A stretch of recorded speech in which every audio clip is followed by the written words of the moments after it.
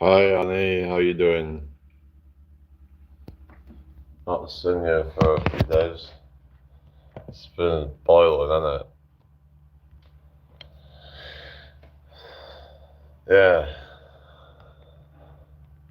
I was running yesterday and it was like, it was good, yeah.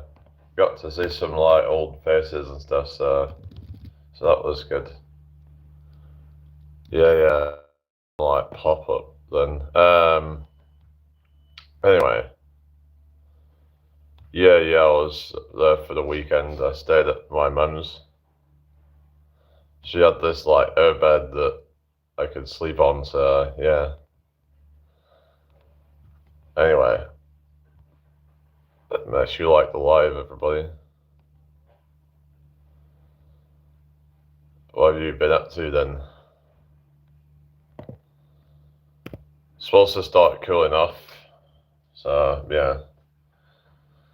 It was over degrees yesterday, so yeah. Yeah, the festival was good. At least it wasn't 30 plus for the festival, that would have just been draining. That was in the 20s, but yeah.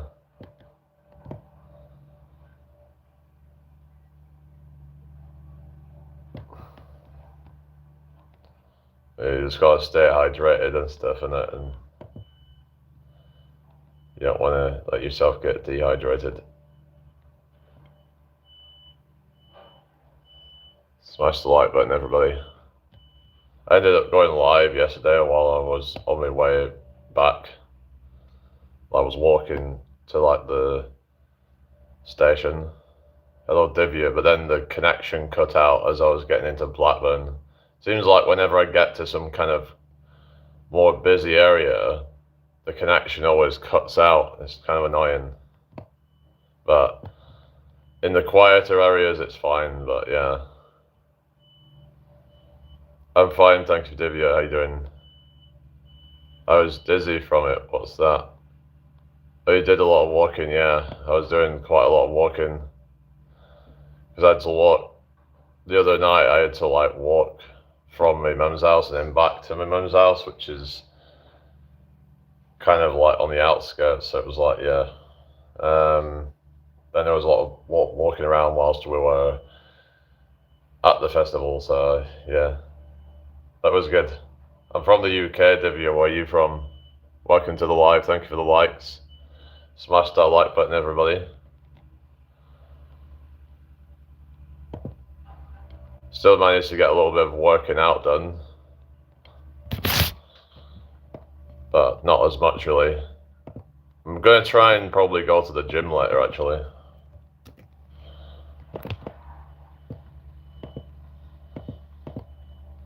No, I didn't eat festival food. No. Hello, Daisy. Yeah, welcome in. And besides, it's like way overpriced, a lot of it anyway. Like you could end up spending like 20, 30, 40 quid a day on festival food, if not more. Especially when you add in the drinks. Hello, Bubblegum. How you doing? I hope you're well.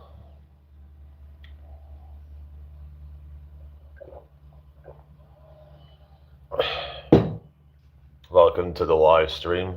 Smash that like button, everybody. Share the live out if you can. What do I do? What do you mean, what do I do? Hello, Wafa Benturi. How you doing? Welcome to the live. Hope all is well. Smash that like button, everybody. I'm on 4 likes now. Thank you. So yeah, tomorrow it's supposed to cool down. So hello, Ray22. How you doing? It's not meant to be quite as hot tonight, so that'll be good. There's a lot of people struggling the sleeping in the heat. Where do I live? I'm from the UK. Where are you from? Thank you for liking the live, everyone. Hello, Ben Wood. Okay, thank you. Dodge says morning, morning, Dodge. How you doing? Bubblegum's camping. All right, camping in a tent or something. Hi, Ronit. How are you? Welcome to the live. No, I'm not married. No, not married.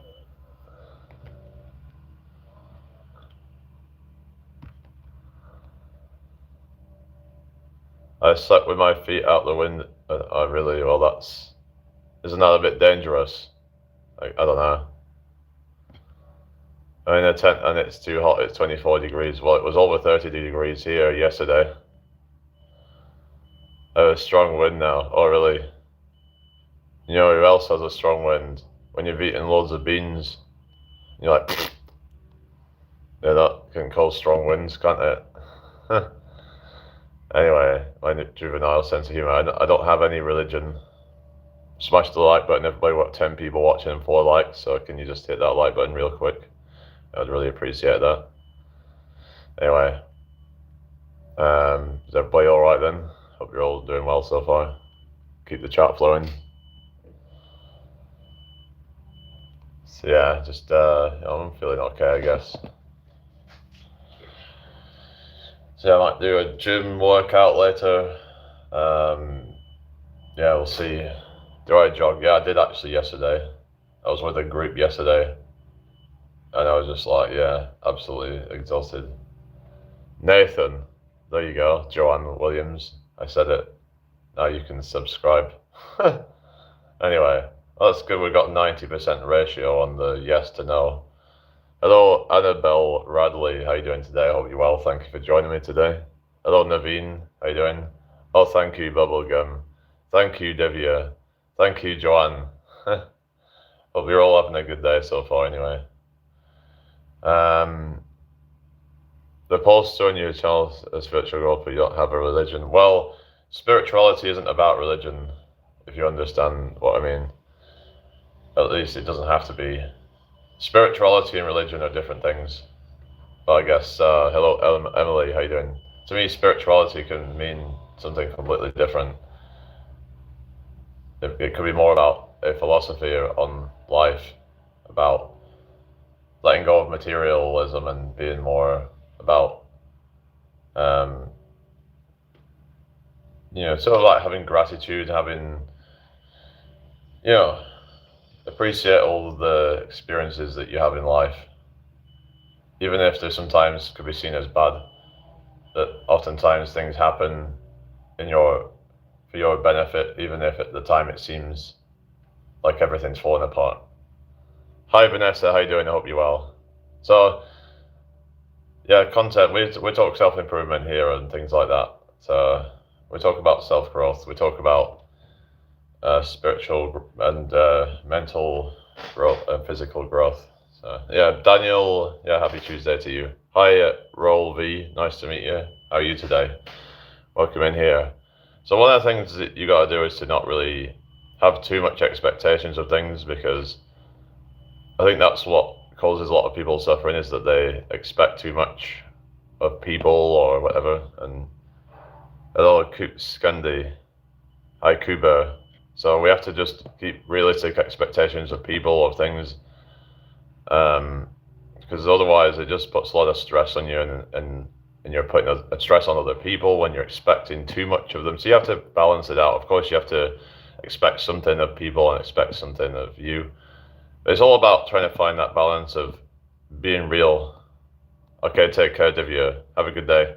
It's all about finding the right balance between, realistic expectations, but not like being too kind of militant with things, I guess. EXE, I was saying yesterday how I can be quite militant with things sometimes. I can be quite aggressive with certain, sort of like ideologies and stuff like that, where I'm like very much like, I have a certain mindset around things that could be seen as a bit toxic, where it's like, a very sort of all or nothing approach to certain things. But you have to find the right balance. Hello, Isabel, how you doing? I hope you're well. It's like how, I would have thought at some point that, video games were like really bad for you or something, but then try to understand that, say it can be good in certain contexts. I mean, it's not this black and white thing, basically. That favorite video game, I don't know really. I haven't played video games for quite a while, but, I don't necessarily think that they're bad if you do them in moderation. But that's what I'm trying to like do, is to kind of not be too militant with things and be like, you know, people can do what they want to do as long as it's not hurting you and anything. But yeah. Hello, look, how are you doing today? All as well. Smash that like button, everybody. Thank you. Oh, you're a cat. Yeah, yeah. Meow. Oh, yeah, yeah. No, I'm not a human. I identify as a dog.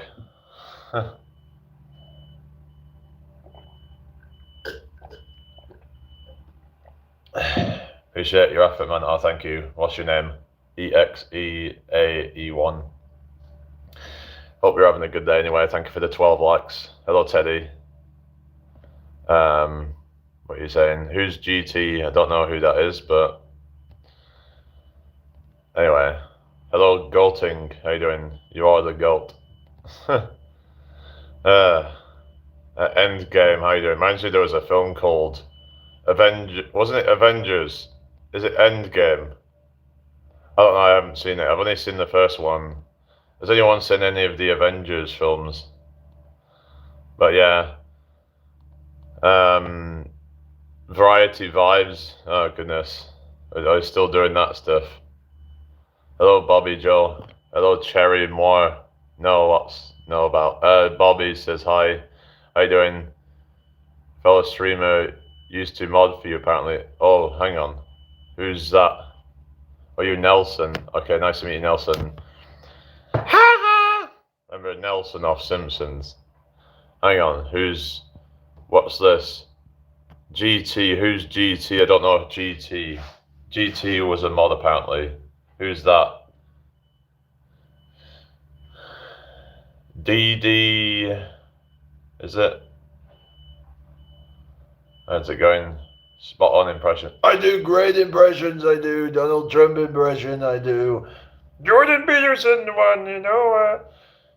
Hello, Karina. How you doing? I hope you're well today.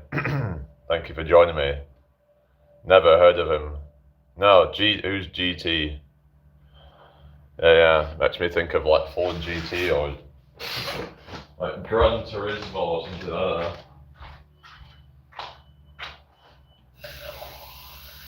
Has anyone ever played Gran Turismo? So I used to play that on PlayStation. Mrs. Akers 17, how you doing? Oh, you've played that, have you? Yeah, there's like tons and tons of cars on it, like literally hundreds of them. Yeah, I used to play Forza Motorsport as well. That's like the Xbox version of Gran Turismo, basically. But anyway, I'm doing fine, thank you. How you doing? I hope you're well today.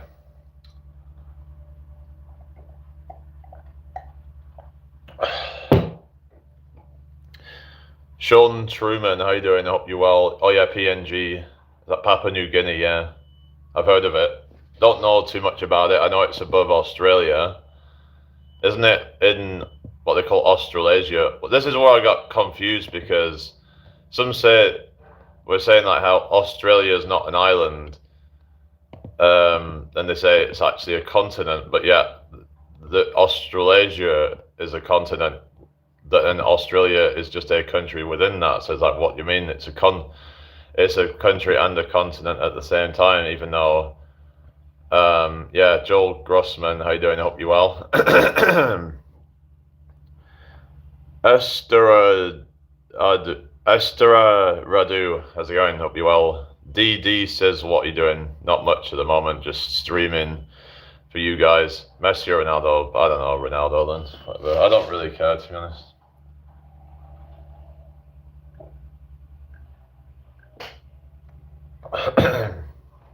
Nico, how you doing? Hope you're well today. Thank you for joining me. Do I like blondies? What do you mean, do I like blondies? Blonde hair or something? I mean, I don't mind what colour hair, really. Hope everyone's having a good day today anyway. Smash that like button, everyone. Share the live out if you can. We're on 19 likes. Thank you, everybody. Much appreciated. Yeah.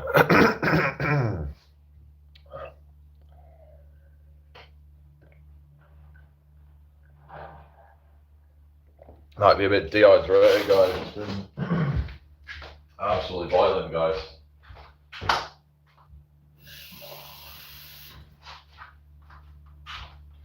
Especially with that run that I did yesterday, it's hard to drink enough when it's like that, really. Yeah, I don't mind blonde, brown, black, ginger, whatever, I don't really care.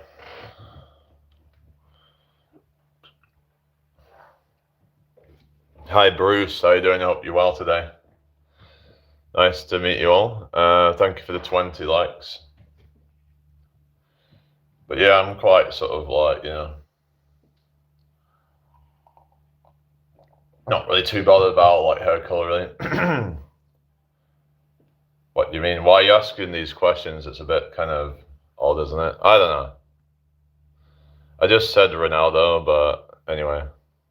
I don't know. I don't watch football. I don't really watch sports. I like listening to music and things like that, but yeah. I don't know, guys. This is kind of like, yeah. I want some like more interesting kind of chat. Maybe we can talk about philosophy or something, but favorite singer, probably Mike Patton. Probably never heard of him, but I think everyone should hear him, to be honest. He's like absolutely awesome. Hello, Leopard. How's it going? I mean, if you've heard of a band called Faith No More, he's in that band, or was in that band, and yeah, his vocal range is insane. My age, 30 years old. I will be 31 in July. Thank you for the 23 likes, everybody. Much appreciated.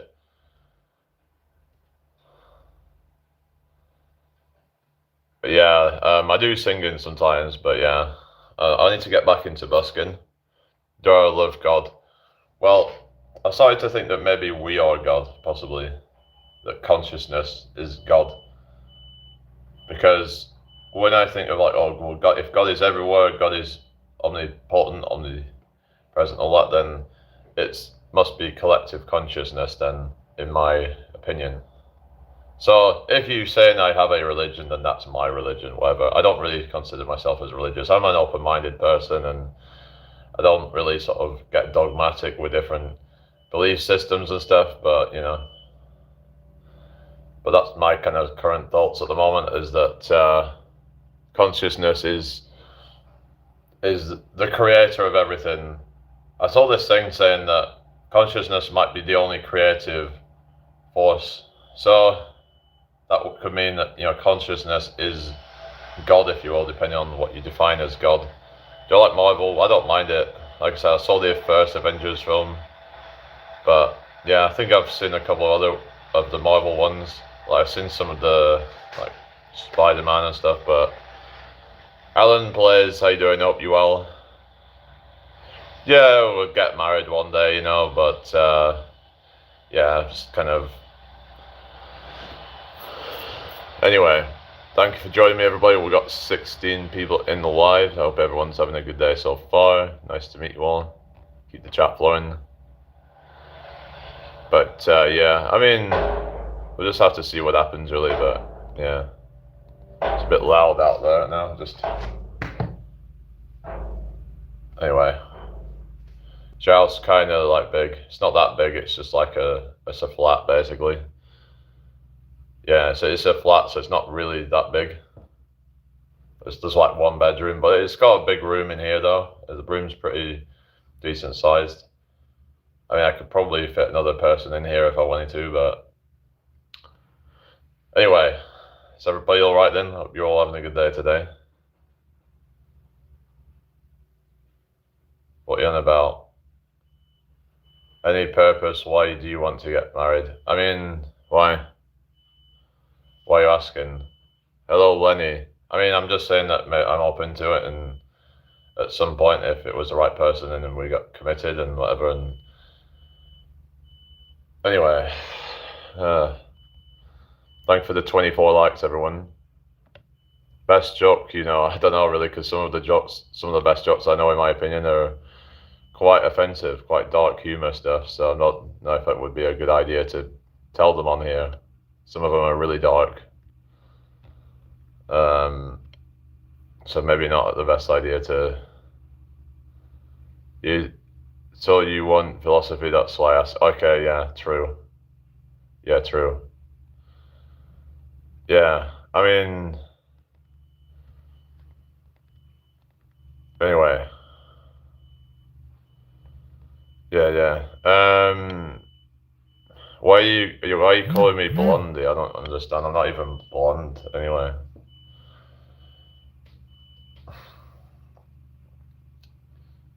So I thought you was on about, do I like blondes or something? What you on about? Maybe it's the lighting, but I'm not blonde. Hello, John. How you doing? I hope you're well. Do I have a family or are you alone? I'm alone. Best job, I don't know really.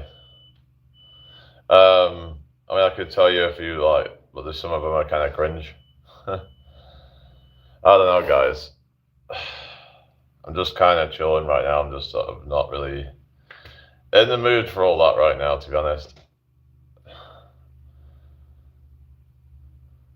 Are you on about John?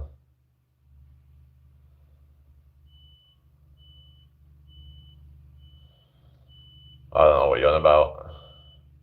Yeah, I have been in a relationship, yeah. Not for a long time though, but yeah, what about you? Have you? Yeah, I'm single, yeah.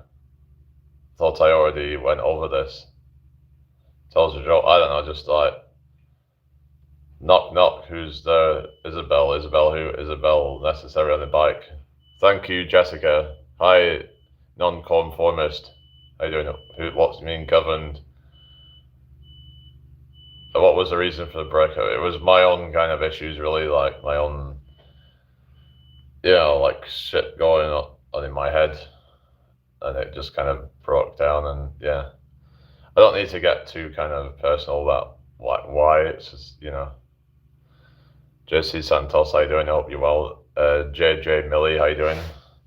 Yeah, but it was my own kind of like, well, the first relationship I got in with was just kind of, it was just my own kind of, both of them were kind of my own issues, really.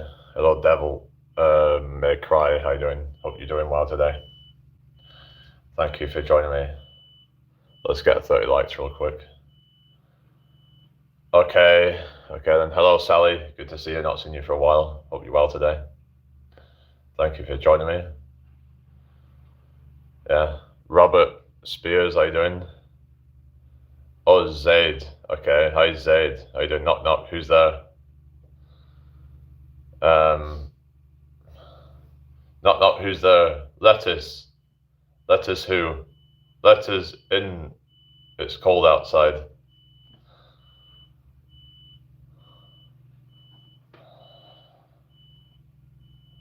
Huh. Not who's there? Doctor Who. Anyway, let's get 30 likes on the live. Got 27 likes. Thank you, everybody. Much appreciated. Yeah, keep smashing that like button, everyone. Hi, Crinter. Yes, welcome back. How are you today? Oh, it's your dad's account. Okay, then. Why on your dad's account? Is that just to like... Yeah. Everybody all right then? Welcome to the chat. At 28 degrees at the moment, apparently. It's peaked at 29 today, so not quite as hot as yesterday. Yeah, it's been hot, hasn't it? But yeah, it's supposed to drop off later though, at least. Tonight's not going to be as hot. Hi, Olivia. How you doing? I hope you're doing well today. It's supposed to cool off tomorrow, so that's good. Yeah, anyway, is everyone all right then? Hope your day's going well. Smash that like button. We're up to 28 likes, so almost up to 30 likes now. So a quick drink.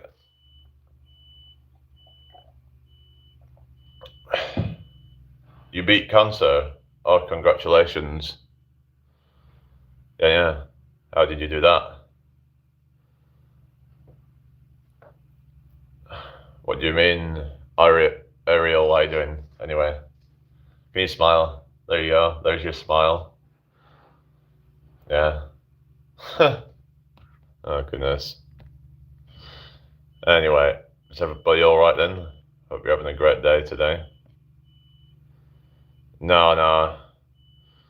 I think, like, with things like body count, like, well, why would I need to know about all that kind of stuff? But I think sometimes someone can give off a red flag about, just the way that they act and the way, if they're, say, like, for example, if they always seem to be, like, dressing in very, like, skimpy clothing, any opportunity that they can get, then, okay, maybe that's a bit sort of off-putting, shall we say. But I'd say, like, it's just, how would I know what their body count is anyway? Or clear, like, I wouldn't know, and I wouldn't even want to know, like, really. Or Gus Rivers. Yeah, shout out, Zaid. Okay. Hello, Ellie. Okay, congratulations. Is it boy or girl then, or do you know about that? Anyway, smash that like button, everybody. Share the live if you can. Oh, you got your haircut. Okay. Alright. Okay. Okay, Zaid.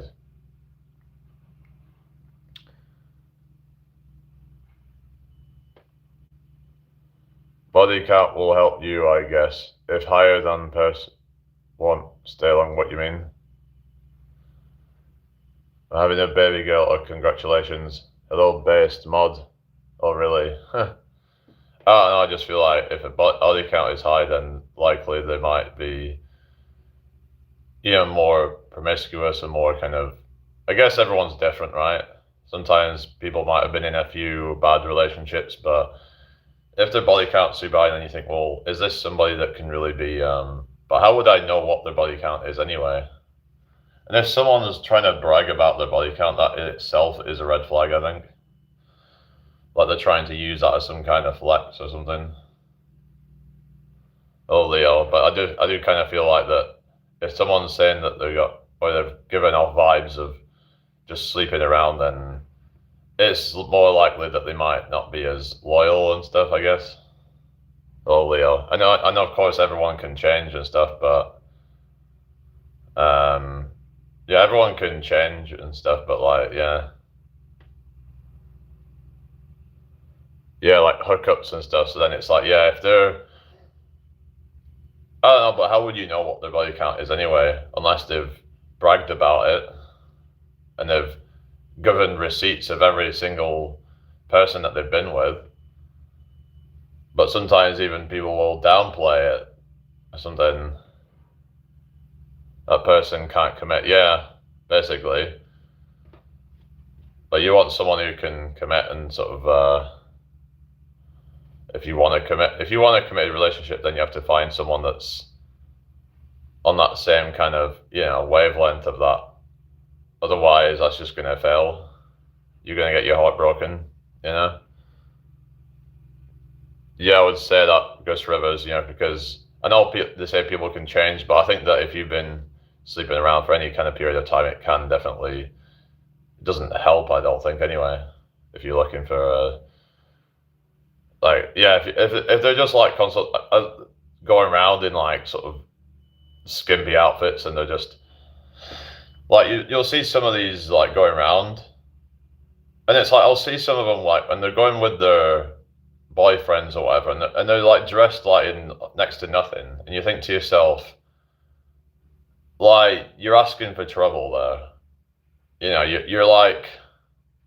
You're asking for people to like stare at you and get like unwanted attention. I don't know why you would want to be. And of course, yeah, it's been hot weather and all that, but I still think there's a more modest way to dress even in the hotter weather. You don't need to show every bit of skin that you can get away with. To me, that seems like a bit of a red flag. To be like showing every bit of skin that you possibly can whilst in public, it's like you're going to the beach or something. I guess if you're going to the beach, that's. But it's like they're not even going to the beach and they're like dressed like that. Yeah, yeah. Well, there's that, isn't there? And yeah, but with another intent, body count means higher, desperate for attention, not for relationship. I mean, I could say that that is true in a lot of cases. Of course, there's going to be exceptions, but yeah. I mean, like I said, some people might be able to change, but it definitely is something to take into consideration. But then again, how would you know what someone's body count truly is anyway? Some people can downplay it. I don't know if some people might even try to play it up or something to try and I don't know why. Well, I don't think anyone would do that if.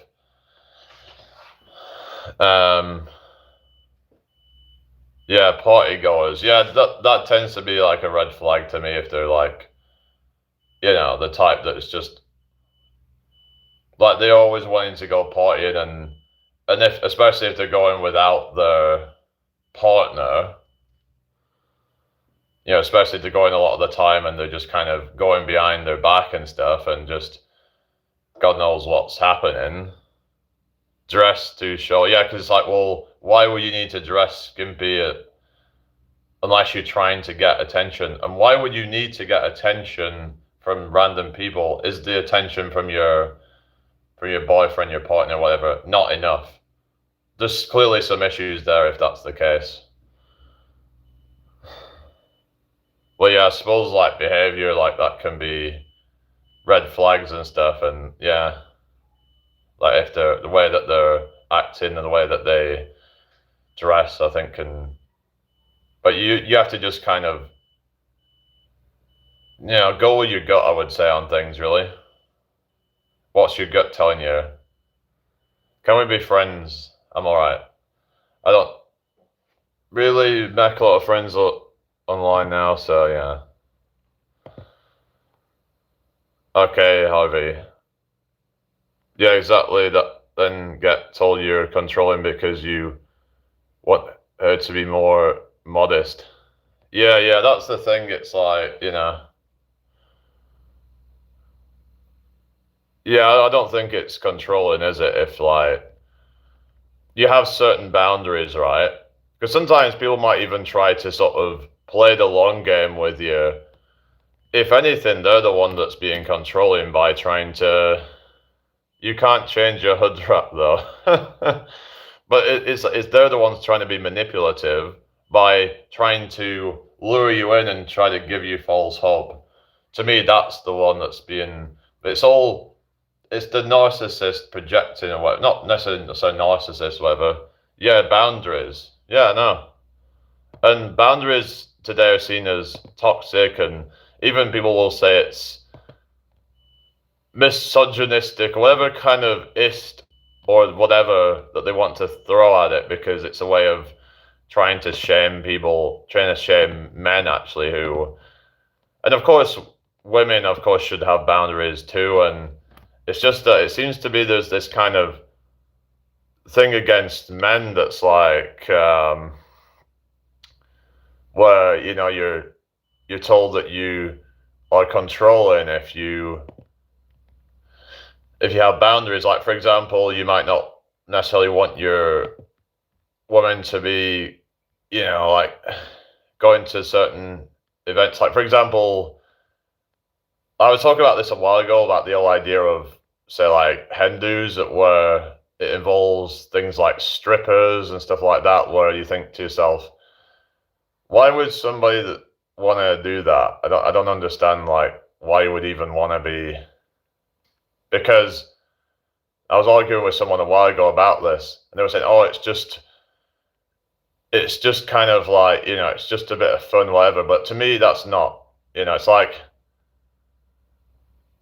why would they be like, obviously getting off on somebody else? But basically, that's cheating, right? What do you mean, Harvey? Yeah. Well, that's the thing. I wouldn't be dating someone if they're dressing to like that, you know. So it comes down to like, but it's just some people might try to sort of win you over with trying to sort of be a certain way around you to kind of like drop your guard. So you have to be careful of that, you know. There are some people out there that are chameleons who will sort of act because they know that if they act a certain way that they will get people to drop their guards down. It's like sometimes they'll even play the whole kind of like almost like the whole trad wife thing, and I'm not saying that women should be that, but I'm saying that some of them will try to do that grift of like pretend to be like, you know, this kind of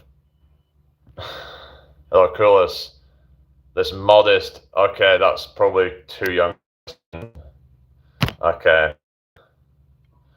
So anyway, yeah. Okay, Rebecca, thank you. What is consciousness? Is it merely the electrical firing of neurons, or is there an experiential soul that cannot be quantified? Good question. And we'll talk about that in a second. But yeah, because that is quite a thing I've been thinking about a lot lately. I would say that I've been looking into this theory called, what is it called?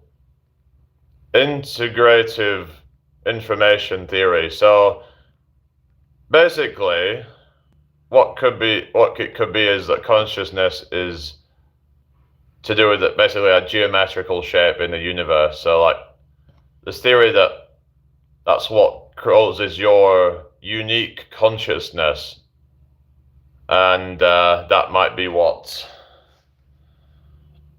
like causes each person's own personality to have their own unique consciousness, is what I'm saying.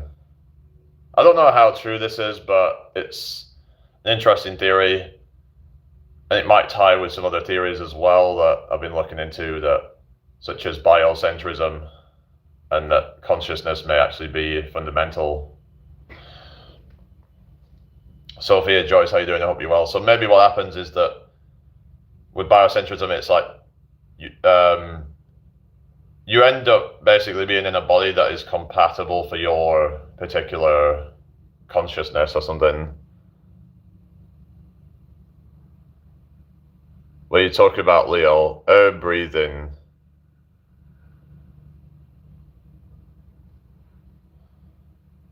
Is he talking about consciousness or something, saying that?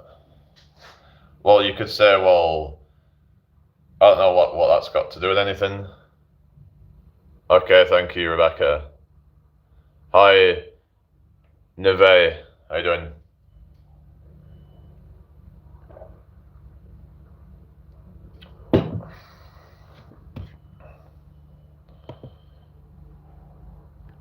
Oh yeah, the instrument. Where is it? I don't know. Did I put it down somewhere? Oh, it's there. Yeah, I'm not playing it right now. But yeah, basically, what it might be is that there might not be a particular, some believe that there's a soul that, moves about, and I don't believe the soul like that. If there is a soul, it's like what some might call it an information soul, or just like a geometrical shape. So basically, when an organism, it becomes complex enough, then that might be at the point where consciousness is able to manifest itself into that. Now, some believe that the organism creates the consciousness, but it depends on which way you look at it, or rather that the consciousness needs a compatible host for it, if you understand what I'm saying, or an anchor. Like, think of the body as the anchor for consciousness. So this might not make any sense to anybody right now, but yeah, thank you for the 41 likes. Doesn't matter if you don't have family because you're still kind. Yeah. Well, this is it. You know. Well, I do have family like my mum and dad and whatever, but even about children, yeah, I don't have any children yet. Maybe in the future, but thank you, Tilly. Thank you. Oh, really? Well, I don't need your unsolicited advice. Thank you. For that, I'm just going to like time you out because I really don't need people trying to tell me what I should be doing, saying that I will look better if I do this. It's like it's not really your business to be doing that. Solder Cough, how are you doing? I hope you're well today. Thank you for the 42 likes. Let's get to 50 likes real quick. And we're on 43 likes now. Much appreciated. So yeah, so thank you all for the subs and stuff. But yeah, I hope everyone's doing well today. Welcome to the live stream on 44 likes now. Thank you. A nice one. Yeah.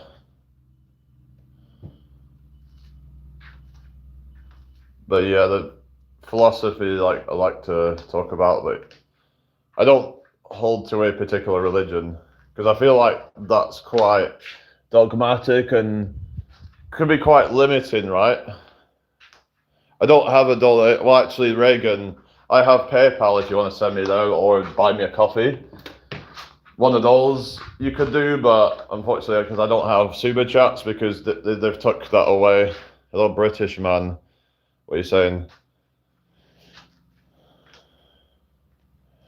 Hello, Reagan Simpson. How you doing? Honest reviews. Thank you. It's on 46 likes now. Thank you.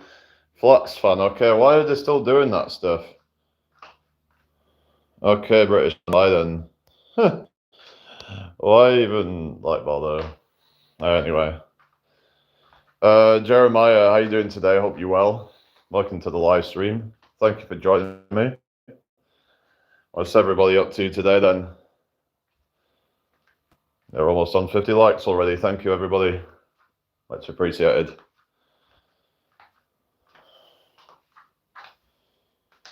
Fred Blog says you have... Okay, well, okay, go away then. Whatever. In trolls now, I guess as the chat gets a bit more busy, then seem to attract more trolls, don't we? Oh God, 67 likes. Here we go.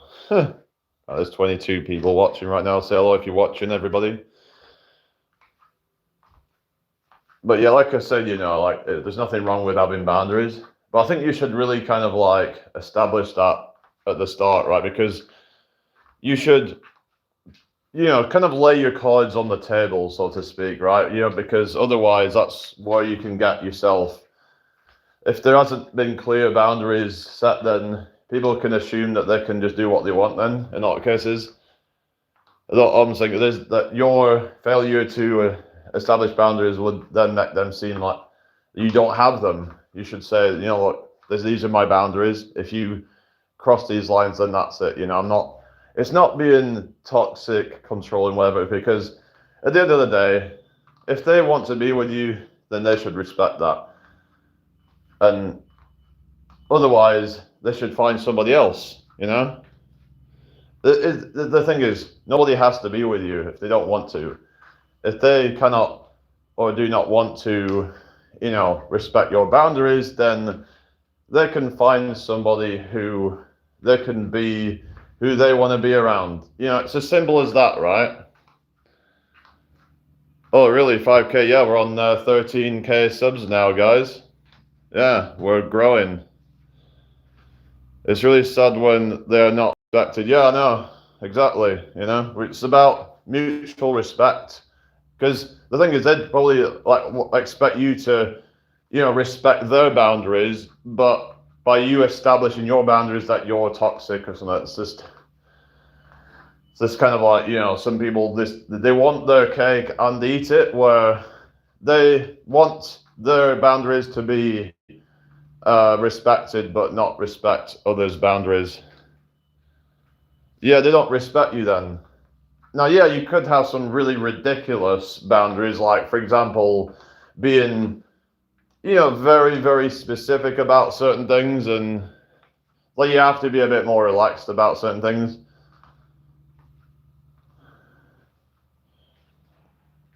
But anyways, but it's not just even in relationships, but also even with things like friends, and like, for example, if a friend is always trying to like make you do favors for them and not really do much in return, then that's overstepping your boundaries. That is overstepping. That is just being disrespectful, always expecting stuff of you and never really showing any appreciation or anything. Then those are not good people, are they? They're just trying to walk all over you and expect that they can get away with it. Hello, Frankie. Bugatti. I drive around in a Bugatti. So my favorite car in the world. Yeah, 149 likes. Thank you, everybody. It's the best car in the world. The Bugatti. I drive around in Bugattis. I have like 10 Bugattis, 30 Lambos, 20 McLarens. Thank you. 51 likes now. Awesome, guys. Thank you very much. Yeah, it's the biggest live I've had for a while, actually. Gregory, how you doing? Hassan, how you doing? Welcome to the live stream. Nice to meet you all. It's so nice to meet you. You're all so tremendous. Is that true? Is what true? Hello, Claire. How you doing? Hope you're well today. Are you on about the McLarens and the Bugattis? Well, no, it's just me doing an Andrew Tate impression. But I don't really understand like why anyone would need to have all that stuff, George, I just said Bugatti versus somebody else. Anyway.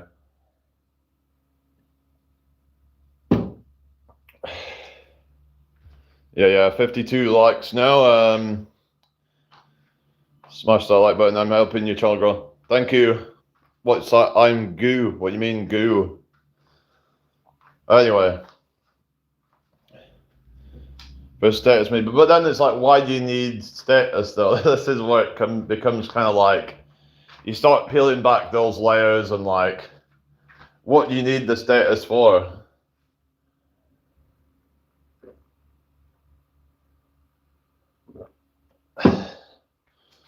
Oh, because you need to try and impress certain people. They just end up basically impressing a bunch of superficial people, and then they end up with, let's say they get with a woman who's very superficial and only with them because of money and clout and things like that. That's the problem, isn't it, really, that that you should just be trying to be successful on your own terms, and like what you mean, but success means different things to different people, and someone could be like broke, arguably, like to somebody that, but they're happy, So, all right, okay, cakewalk, then goodbye. But yeah, why are people so obsessed with status? Like, yeah, you could say, well, it can open certain doors, but then what? At a certain point, like, what good can it do if you're just stressing yourself out, doing all these long hours? But then again, it's like, how many hours are these people really doing? Because they talk about the hustle culture and all that, but it makes you wonder if they're actually working as hard as they make out that they do. Like this whole hustle thing, right? They're trying to get others to burn themselves out, but I reckon that they're probably not working as hard as what they make out to be. But a lot of them, they get lucky and whatever, and maybe they were like in certain positions, let's say if they got on TV or they just randomly blew up, and then they don't need to actually probably do a whole lot to maintain. And yeah, some of them do work really, really hard, don't get me wrong, but I think it's a bad message anyway to tell people to be working 25 hours a day and all that. And obviously there is not 25 hours a day, but I'm just exaggerating. You'll get people work at all day and they like sleep for like 4 hours. You know, that surely cannot be good for you. You will burn out eventually, I reckon, if you do that. In most cases, you know, because it's just not sustainable.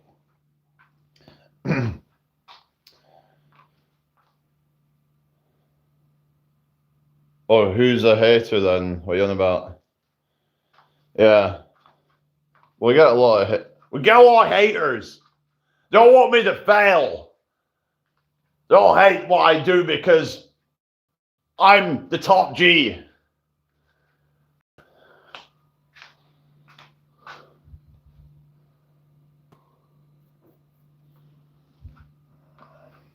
They hate me because they hate me. They're all broke. They're all poor. They don't drive around in McLaren or Bugattis or... What will you do if you have many cars like that, much money to see? I don't even know. For me, I only need enough just to be like happy, just so I can travel, do things I want to do.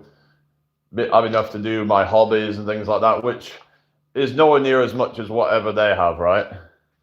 When it gets to the point where you have like 100 million and 500 million and billion, whatever the amount that they have, at a certain point, it's not going to benefit your life. I think even Andrew Tate himself said that beyond about 20 million, it's not really going to benefit your life unless you end up getting a private jet, which arguably that's not really going to benefit your life that much. Like, is that really that big? That would just be like the cherry on top, if you will. But you know, but it's just there's a sort of diminishing returns when it comes to earning more money and the benefit that it can have to your life. I think at a certain point, I think you have a moral duty to start using that money to benefit society, like to see, you know, society do better. Because at a certain point, it just becomes greed and it is just not necessary. How can it benefit you? Like, oh, you buy your 5th holiday home, your 10th holiday home, right? Hello, Christina. At what point are you just going to be like, okay, I've got enough now? Hello, Noah. How you doing? But the thing is, sometimes they'll like, because it depends on what kind of business they're in. Because sometimes it might feel like they need to keep working hard to be able to compete. Like, for example, Mark Zuckerberg, right? Because if he gives up, then he could just get knocked off his perch. Now, he could just sell his business, I suppose, if he really wanted to, and just like live a happy life. He could probably sell it for like, you know, 50 billion or something. I don't know, and just live out the rest of his life if he really wanted to, and just never have to do anything again. Once you've made a certain level of wealth, then you could just, you know, let someone else take it over and just let them kind of deal with it, and then they could just sell it on and then just kind of, you know, be able to sort of pass it on to somebody else, I guess. There's no need to actually kind of, hello, Jasmine. PayPal, it's in my channel's description if you want to check it out, Reagan. So yeah, like there is no need of going beyond a certain point, is what I'd say. It all just becomes about self-preservation and the whole fear of like being knocked off your perch. It becomes like an ego thing, I believe, at a certain point where you're afraid of somebody bigger than you knocking you off your perch. But to me, that's not very spiritual or anything. To me, being spiritual is about being kind of not attaching to status and any of these material things, right?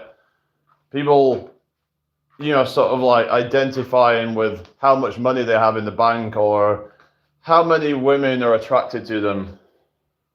Now, yeah, you could say that, well, that's a, you know, represents success. But to me, is it really success if you've had to sacrifice so much, or if you've had to step on so many people's toes or anything like that, that they just not have any kind of shame?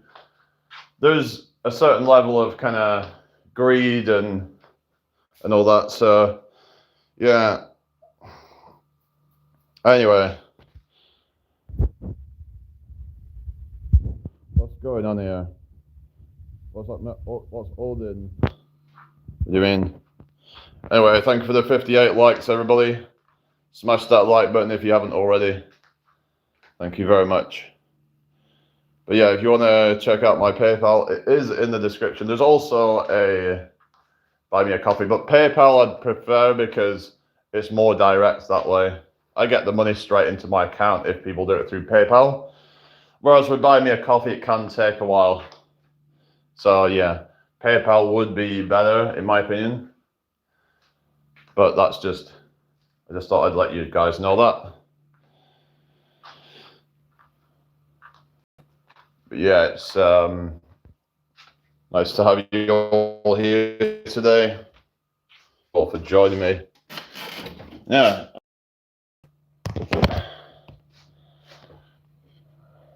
Is everyone all right? Anyone exhausted in the heat or anything? Because a lot of people have been quite exhausted in the hot weather, you know. Can be quite much for people, can't it? But yeah, check out my PayPal if you want to donate, but that's up to you at the end of the day. I don't expect anything here. It's just anything would be better than nothing, but yeah. But even if people don't do it, I'm still going to go live, you know. Because I'm not trying to just do this to get rich or anything. Like, I don't need to do that, you know. Like I say, yeah, I've kind of let go of that whole idea anyway. If I get rich, then cool, but you know. But you have to question, like, why is it that I would need to get rich in the first place? I think ultimately it's best to just keep your integrity. That's the most important thing, is that you have your integrity still. That you're not just some kind of douchebag who's just only interested in making money and doesn't care about people. And because some people, some people can get to the point of e-begging, and I don't want to be like that. You know, I don't want to be begging people for money, because I know a lot of people are struggling with money. So I don't really want to pester people, because who am I to do that? You know, what makes me so special that someone would just throw a whole bunch of money? You know, so. Yeah. Anyway, thank you for the 61 likes. Can we get to like 100 likes maybe on the live? That'd be cool. But yeah. Is everybody doing all right then? Welcome in here, everybody. Nice to meet you all. We're going up in subscribers, so that's good. Yeah. On 62 likes now. Thank you, everybody. Much appreciated. Who have we got in here? It says we've got 13 people watching right now. So yeah, if you're still there, then let me know. Yeah, just keep the chat flowing. Sorry, I'm missing some comments here, aren't I? Damn it. Shit. Sorry, I'll get to the comments. Right. Sorry about that, everybody. Hobbies. Hello, Nicola. Hello, OG Soldier. Sorry, hang on. Who's OG? Hang on a sec. Hello, Porsche Moors. Come again in July. Oh, that's a while, isn't it? Simon Poots, how you doing? Nicola Jackson, how you doing? My name is Jeff. How you doing? Lucy, how you doing? Sorry, I've missed comments. I'm Proof C. How you doing? Amaya, how you doing? Blank C, how you doing? He just laid off thousands of employees again. Is that the Zuckerberg thing, right? Mr. Bread Sheeran, how you doing? Diva Fever, how you doing? What are you saying? Why? Okay, well, that's a shame then, isn't it? Oh, you're James. Okay, why does it say Nicola Jackson? Is that somebody else's account? 3 more likes. Okay, cool. Yeah, 63 likes it says now on the live. Smash that like button, everybody, if you don't mind. Anyway, let's get 100. So we need 37 more.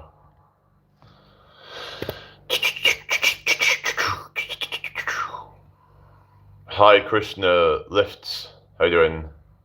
So do you do weightlifting then, or But yeah, I was saying about the materialism and stuff. It's like, yeah, I'd like to lift weights so you can see, like, you know. But the thing is, you shouldn't get too attached to anything, like even like your body or whatever, because you never know what might happen.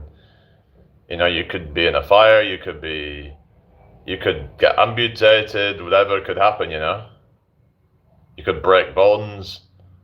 So you have to really try to obviously cherish it while it's here, but and try to protect it as much as you can. But we also need to accept that anything can happen, right? You could get a disease. It says 66 now on my end, but anyway. No, no. No, no, do not stop. For fuck's sake. Anyway, smash that like button, everyone. Share this out if you can. Yeah, there's got these idiots in here, aren't we? Oh, goodness. Alright. Make it higher. Oh, yeah. 34 to go, so, yeah. Yeah, we're doing alright then, people. Hope you're all well. Oh, yeah, the instrument. Yeah, here we go.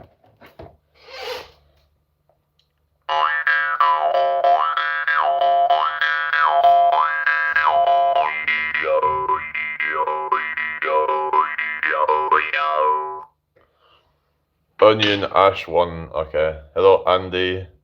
I'm doing fine, thank you. How are you doing?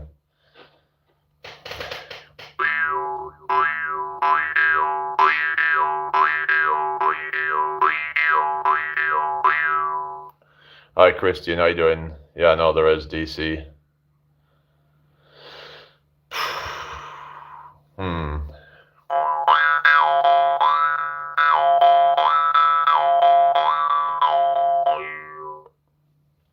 Hello, Purple. How you doing?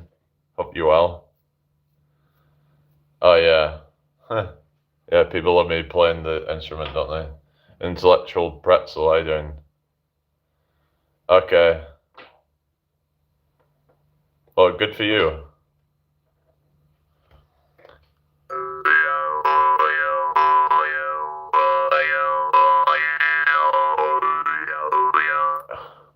What's my biggest talent? My biggest talent's probably doing Donald Trump voice.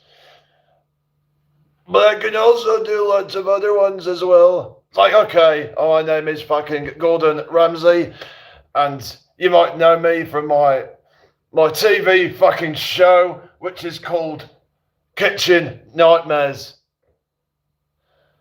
where I fucking swear all the fucking time.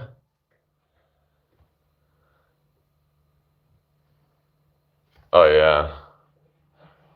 We get haters. We're always getting haters. Okay, Elsie. We're always getting haters. Because they're all broke. They're all poor. Oh, IB Productions. All these brokies are all poor.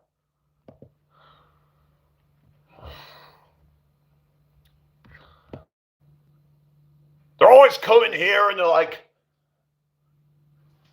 bringing their like keyboard water shit. And it's like, why don't you like join the real world?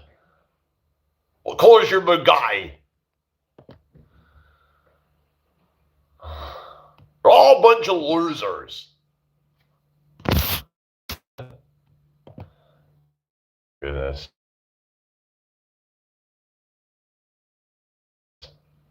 For a while. I don't do it all the time, but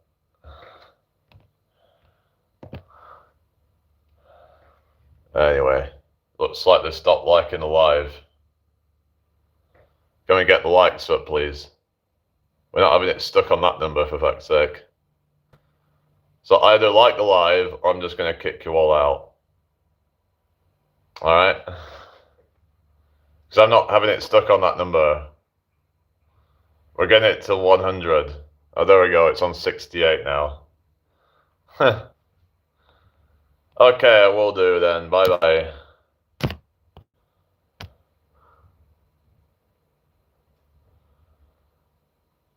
Bye-bye. Around 69 now, yeah. 69. Annie. Annie is still there. But yeah, thank you for liking the live.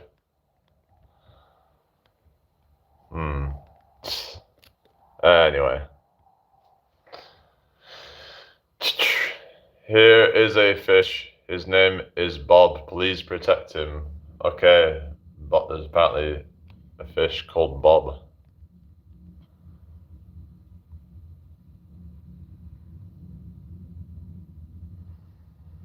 Reminds you of that fish called Blub. Remember that? What does the fox say? I remember that song, guys. Yeah, we're on 71 likes. Thank you. Hello, Aurora. How you doing today? Hope you're well. Thank you for the 71 likes. Gonna get to 100 likes on the live. Hi, Elizabeth. How you doing? I hope you're well today. Thank you for joining me. Nice to meet you all. Hi, Leon. How you doing? Ollie, how you doing? Oh, yeah, there.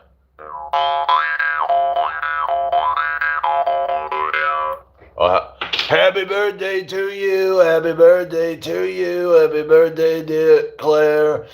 Happy birthday to you. Why am I still doing this shit? I should have just stopped, but yeah. You're welcome, Elizabeth. Zachary, thank you.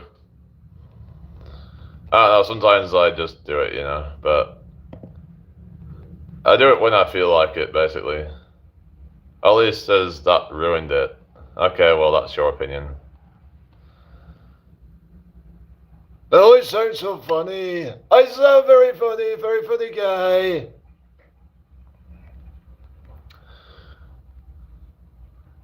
Yeah. Oh, yeah, thank you, Noz's Empire. Raylan, how you doing? Hope you well.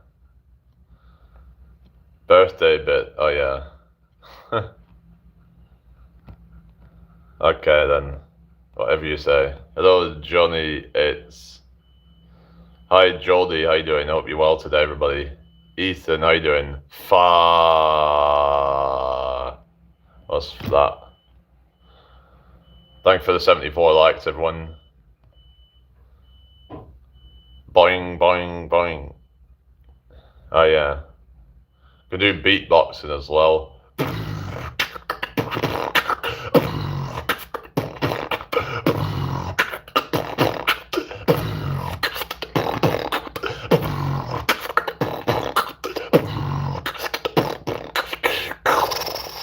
Hello, Lolaffles.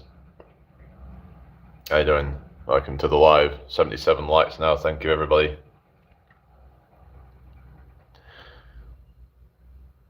Oh, hell no. Hell yeah.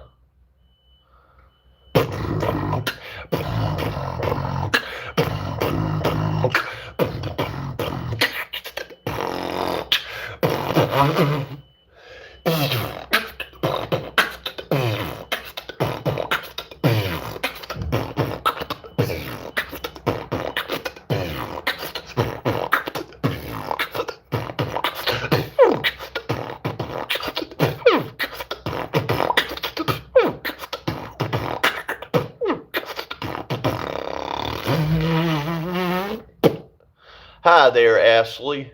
Hello there, Fiona. How you doing today?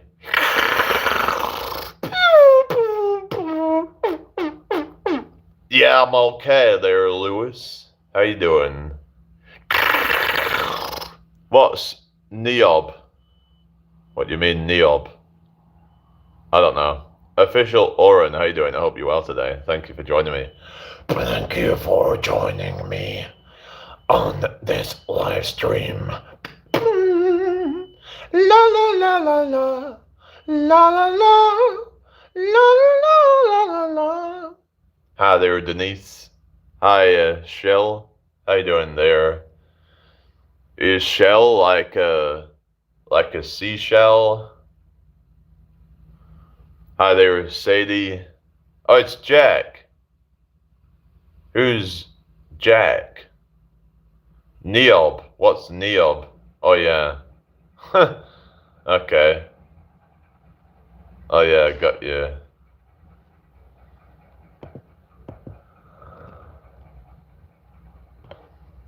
It's a name, yes, it's a name. Say my name, say my name. Hello, Super. How you doing today? Farmer Fraz, how you doing? Take care, Harvey. Have a good day. Smash that like button, everybody. Let's get to 100 likes. We're on 78 likes now. Thank you, everybody. Nice one.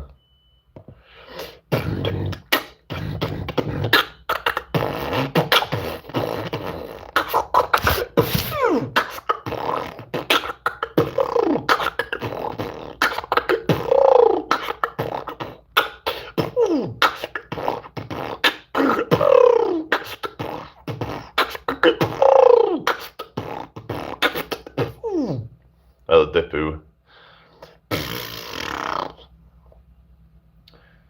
No, I don't support Arsenal now. Hello, user. This is nice. Nice. Remember that meme, guys? Yeah, 80 likes now, everybody. Thank you. Where it goes. Hang on. Trying to get like a good like. You know when he does the. Nice. Nice. Yeah. Yeah, 19th of July is my birthday. Then I'll be turning 31. Let's get 100 likes real quick. Likes are flying up today, so that's good. It's good to see. Blood Visions, what do you mean?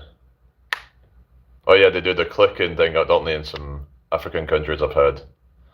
They use that instead of like our alphabet.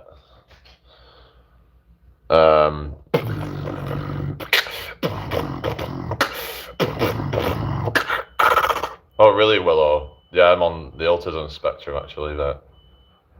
Oh, okay, Town Jardine. I tried to do the South African accent, but it doesn't really sound right. I don't know. Maybe I need to learn it a bit better, but it's kind of, you know, probably needs a bit of work to it to get it better, kind of thing. So yeah, Cape Town and South Africa is a bit of a tricky one to learn, but it'd be good if I can get good at it. What is? Oh, that's that Australopithecus. I don't know how you pronounce that. Yeah.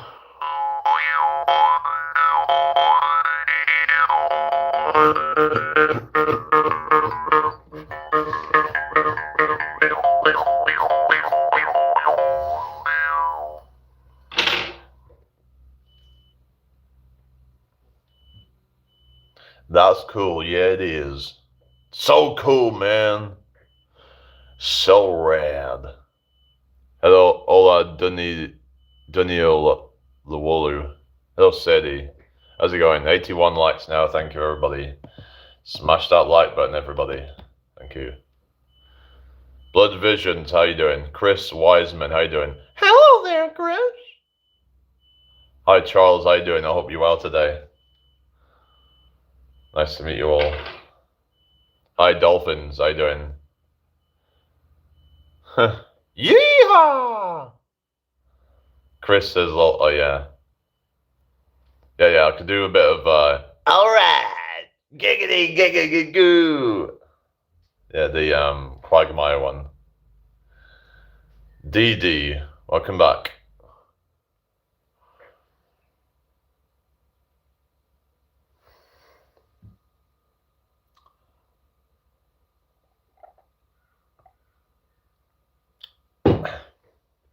Yeah, yeehaw!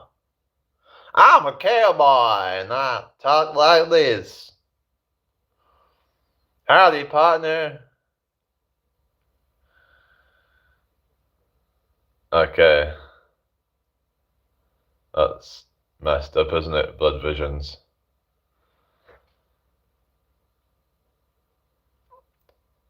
Yeah, the natives are like basically all but gone, aren't they? Hello, Charlie. How you doing? I didn't write the law. I just follow it. Yeah.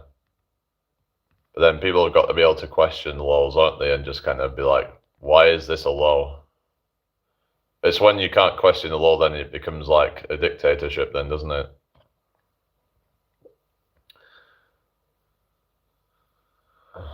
Reminds you of that. There was a song that goes, "I broke the law."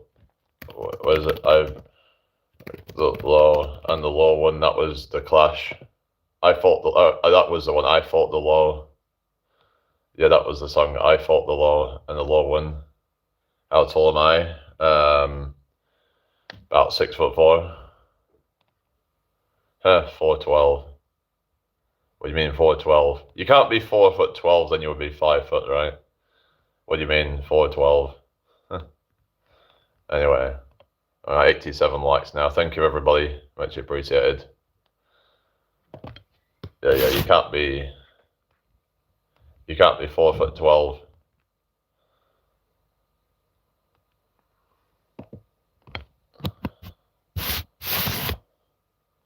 My height 5'11" feet. Oh, really? All right. Almost 6 foot then. You just put shoes on and become 6 feet. You can height max then. 77 plus 33. That is 110. Yeah, that's not too hard, is it? Yeah.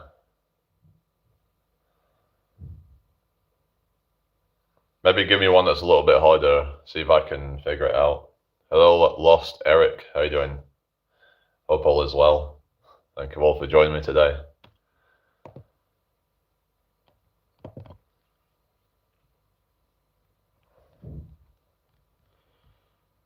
Honest review says nice. Nice. I keep doing that, you know. What is that in qubits? Don't know. Do you mean qubit spelt with a Q? 7-Eleven. Oh, I've got a joke. 7-Eleven was a part-time job. Get it? Have you heard that one before? Yeah. What is going on here, please? Says Helen. We're just chatting, really. Hello, Pedro Malone. How you doing? Bugsy Malone. Hello, Erin. How you doing? Hope you're well today. Okay. Yes, I fought the law, and the law won. I fought the law, and the law won. Hello, Alex on YouTube. How you doing? Oh, it's Memorial Day. Hang on a sec. 26th of May. What Memorial Day is that then? Hi, Idris. How you doing? I hope you're well. Thank you all for joining me today. We do here exercise. I do sometimes, but I'm mainly here to just talk self-improvement, things like that, really. But yeah, I'm probably going to be doing a gym session, but I won't be filming it. I mean, maybe I could film something for shorts, possibly, but yeah, I don't really do a lot of. I don't necessarily show loads of exercise on here, but yeah, I do talk a lot about it and stuff, and try to encourage people to get into exercise. I do think it's really good, not just physically, but also mentally as well. What does E equal? What do you mean? What does E equal? MC squared. Is that what you mean? E equals MC squared. Like Einstein's equation. Hello, Anime. How you doing? But to like the layperson, they wouldn't even understand what any of that means. It's like, what does that even mean? E equals MC squared sounds very abstract, doesn't it? But it's to do with like the whole theory of relativity and all that. And yeah, what are your thoughts on that? Because I've heard some people saying that the theory of relativity has been called into question, and just wondering what you guys' thoughts are on all that. No, Jack Baker, because basically, like Einstein had some ideas that have been, like in terms of the idea that there's a solid world out there, For example, Annabelle, how you doing? The thing is, right? I don't know if he kind of figured this out but like basically that there is actually no stuff in the universe from what I've researched. It's all just energy and even some people go even further and say it's actually consciousness that's manifesting that sense of an outside world, but we've never actually seen an outside world. We're just kind of seeing a rendering inside us, which is not based on an actual external objective reality. Okay, like I'm gonna get rid of the spam. So do not spam the chat. Oh yeah, R.I.P. Michael Jackson. Anyway, is everybody all right then? Thank you for the 94 likes. There's some really weird things about reality in terms of like there's theories on things like time dilation and stuff like that. Yeah, we're getting close now. 6 more likes to go. So yeah, it's like the whole time dilation thing, and yeah, we're 95 now. You banned him before I could point it out. Yeah. Well, that's their problem, isn't it? Daria, my name is James, or you can call me Jamie because that's my birth name. But yeah, I ended up changing my name to James just because like I wanted to rebrand basically and just be like, yeah, I'm letting go of the old what they call it, the old self concept. Because in manifestation, like your self concept is everything basically, and that what you see yourself is how you see reality. And so like as in if you see yourself as a star, then slowly the 3D reality will shift to that assumption. Now it doesn't happen right away, so you've got to be patient. But Jim Carrey did this actually, where he wrote himself a check for $10 million, deadlined, I believe it was 1995. That was the deadline. So this was 10 years from the point where he wrote it. And look where he was at in 1995. He already had a few box office hits, made already millions from his roles in films like Dumb and Dumber, Ace Ventura, for example. Okay, Mr. Napoleon YT, what do you mean? Teach you British. Anyway, thank you for the 96 likes. Smash that like button. Oh yeah. Anyway, is everybody doing all right then? I think I heard that Lady Gaga used the law of assumption. Let's have a look at it actually. And I heard she got in a bit like controversy with the whole political stuff actually, because Lady Gaga was like very like talk a lot about political ideologies or whatever, and not to political sort of what do you call it, affiliation. I mean, this is a thing when you've got like celebrities that are endorsing politicians. It gets very like controversial and stuff like that. Where they'll sort of like be very vocal, like against a particular politician or for a particular politician. So let's see what it says. So apparently like using deliberate affirmations and acting as if to bridge the gap between her reality and her dreams, transforming assumed lies into her lived truth. Hello Rubik's, how you doing? Shout out to you. Oh cool. Yeah. So it says about long before she was famous, Gaga walked the streets of New York City carrying herself exactly like the massive pop star she intended to become. She aligned her physical presence and avant-garde fashion with her internal vision rather than her current circumstances, repeating the lie. Gaga frequently used a powerful affirmation mantra: fame is inside of me. I'm going to make a #1 record with #1 hits.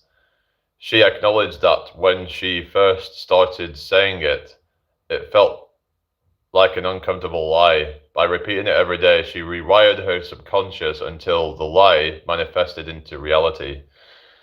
Hello, Jethro. How you doing? I hope you're well. Faith in your internal state. In a well-known interview with Anderson Cooper, Gaga explained that everyone possesses the freedom to pull the superstar or their ideal self out of themselves. She viewed her success as a discipline of self-belief that required unwavering loyalty to her vision. Yeah, we're on 98 now. Thank you, everybody. Hello, Kayla's fan. How you doing? Hope you're well today. So,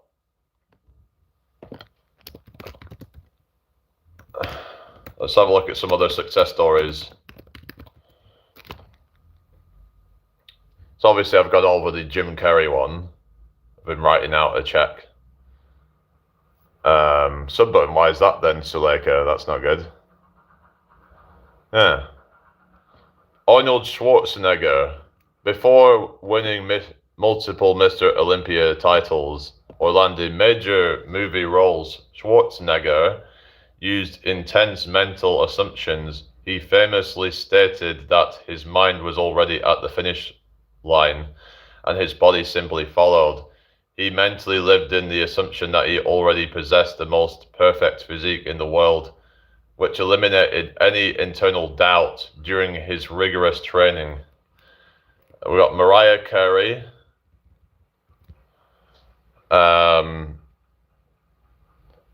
Yeah, 100 likes now. Thank you very much. Hang on. Oh, really? What's that? You're talking about the whole Schwarzenegger thing. So, Mariah Carey says, growing up in unstable, impoverished conditions, Carey consistently assumed the identity of a massive superstar. She spent her youth visualizing herself becoming even more successful than her idol, Marilyn Monroe. She changed her internal self-concept entirely, completely ignoring her difficult childhood circumstances, and carried herself like a diva before ever signing a record deal. Mariah Carey. Hi, Bradley. Oh, goodness. Leo, how you doing? Hope you're well. So, let's keep going. We're on 103 likes now. Thank you very much. And then we've got Matthew McConaughey looking to break away from being typecast in romantic comedies. McConaughey made a strict mental assumption that he was a serious dramatic actor. To solidify this identity shift, he refused all rom-com scripts, even turning down a massive $14 million offer.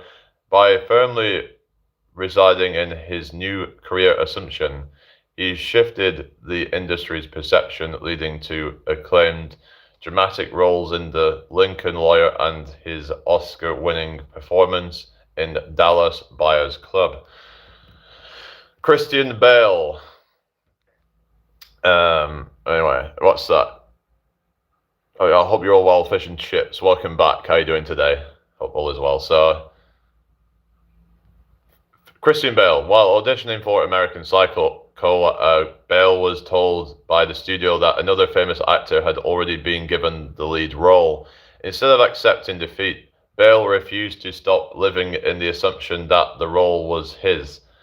He declined other project offers and kept training for the specific physical requirements of the character, telling people he was playing Patrick Bateman. Eventually, the first actor dropped out and Bale was officially cast. Hello, Finram. How you doing? So those are some celebrity ones. Let's see if I can find some more.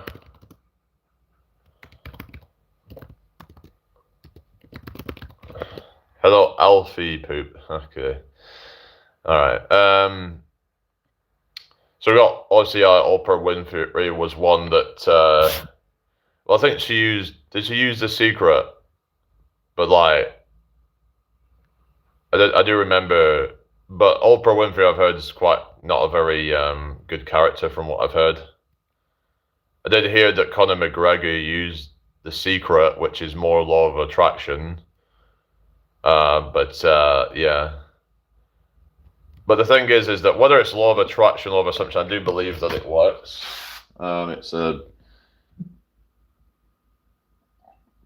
If you are really committed to it, that is. Because sometimes people will try out some manifestation and then they just give up.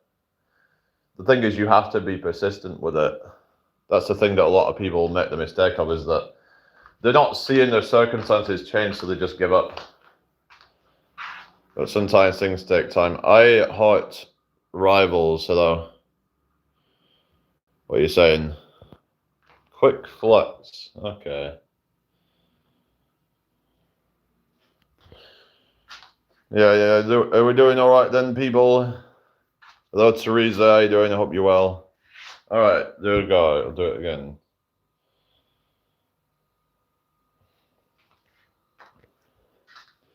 Watching that right now on my TV. What's that? Yeah, so we have all these, like, you know, success stories of like law of assumption and stuff, and I do think that with things like law of attraction, law of assumption, there is some truth to it, and some might say that it's circumstantial, but I do think that it helps if you sort of really kind of see yourself as the star, and you just kind of have that unwavering kind of confidence in yourself. I've not encountered paranormal activity now. Okay, Phoebe, whatever. If I want to flex, I'll flex, you know? Thank you for the 108 likes, everyone. Much appreciated.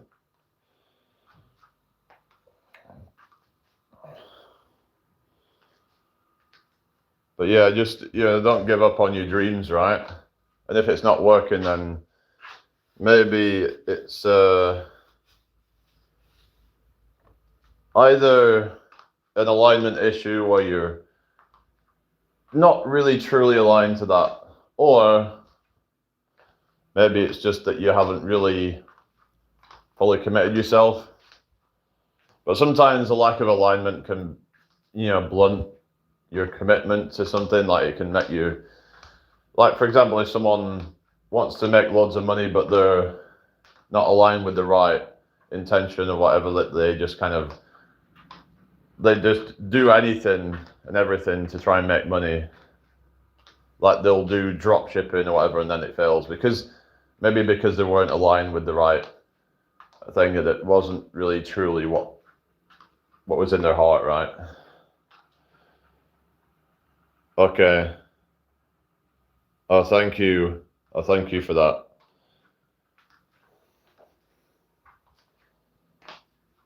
Is everybody all right then? Thank you for the 109 likes. Much appreciated. Yeah. But yeah, 110 likes now. Thank you, everybody. Nice one. But yeah, if you have ideas of what things that you want to achieve, then just, you know, just live in a reality as though you already have them, right? Become the kind of person that already has that. So if you want success, start going about your day with a certain mindset that you already have it. Because it's about that confidence. It's about that. Even if you don't believe in the whole kind of metaphysical and philosophical sort of aspects of manifestation, that we can just see it through, like, the perspective of neuroscience, right? This thing called, you know, subconscious reprogramming, where when you reprogram your subconscious mind, that makes it more fine-tuned for success, as opposed to scarcity, right? So changing from scarcity mindset to abundance mindset, for example, if we keep saying, I have nothing, I am nothing, then your body will start to subconsciously act that way, and it will just block any sort of thing that could actually get you in that direction that you want to be. So be careful what you believe to be true. A lot of people, they require proof, evidence. The thing is that you should not really be too concerned with the how, right? The how certain things are going to happen. Just accept yourself as a star, if that's what you want to be, or accept yourself as having a certain job that you want to have, whatever it might be. Accept yourself as being the greatest guitar player in the world, if that's what you want, right? Because you can't be too concerned about the why, or the how, I mean. Just focus on the intent, the belief that you have about yourself. Hello, Kimberly, how you doing? What are you saying, guys? Yeah. Okay. Anyway, is everybody okay? Smash that like button, everybody. 110 likes. Thank you, everybody. So that's the most we've had for quite a while, actually. Yeah. I think my record was like just over 200 on a live stream, so, and we're still going up. We're on 111 now. So, yeah. Awesome, people. Thank you. Thank you all for your support. I really appreciate that. Kahoot. Know that one. What's Kahoot? I don't know. I don't know really, but yeah, let's have a look about. So Conor McGregor was an example, right? So before hello Danielle, how you doing? Hope you well. Before becoming the highest paid athlete in the UFC, Conor McGregor was a broke plumber's apprentice living on welfare in Ireland. He completely ignored his bank account and vividly assumed the state of a double champion. He would drive his old beat-up car while pretending it was a custom luxury vehicle, feeling the steering wheel and convincing his mind that he was already rich. He frequently told the media exactly what would happen in his fights before they occurred, operating entirely from the state of the wish fulfilled. Game Pro. So this is what Neville Goddard was talking about many years ago. Another one is Jay-Z. Jay-Z famously rapped, "I fathered, mastered, structured this LCA law of attraction / assumption in his early career. No major labels would sign him. Rather than changing his goals to fit his harsh reality, he altered his assumption. He acted like a successful record executive, started his own label, Rockefeller Records, and sold CDs out of the trunk of his car. He carried himself with the supreme confidence of a music icon before the industry ever acknowledged his talent, forcing the world to eventually catch up to his internal self-image." Hi, Game Pro, you okay? What are you saying, guys? Looks like you're all kind of talking amongst yourselves, a lot of them. Hello, Mick Lloyd, good to see you. How you doing? I hope you're well.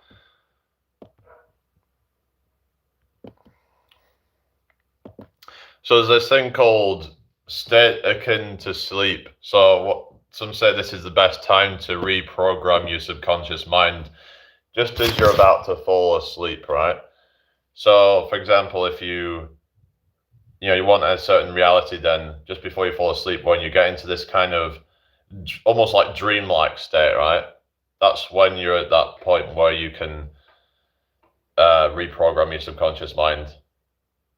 So if you want abundance in your life, then that's where you would be best to try and reprogram it, because you're a lot more impressionable at that time, right? That you lose all that kind of rational thinking. Bezjana Korki, because sometimes rational thinking is good, don't get me wrong, but also sometimes rational thinking, like this sort of logical thinking, can actually limit us, because for a lot of people is that if they don't have an explanation of how something's going to happen, then they just kind of they think it's irrational and it's not worth pursuing or something subconsciously, so then it blocks you. What are you doing now? Just talking, really.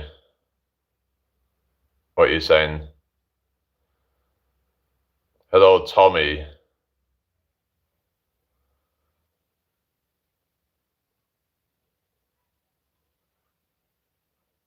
What you mean? What age do if you stop working out? What you mean? Gaming. Looking like Carson. What you mean, Tucker? I was thinking you meant Tucker Carlson or something. Hang on a sec.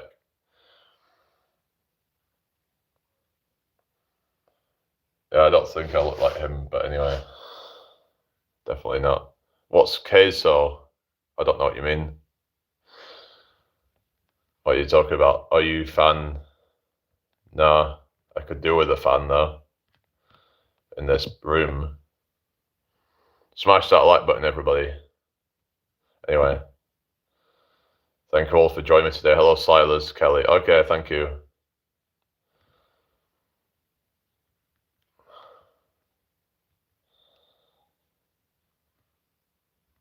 Okay, what's going on? Can we just like... I have a 1-pack. Oh, whatever. You suck. Hang on, you're talking to Honest Reviews. You have a 0-pack. What the hell's going on in this chat right now?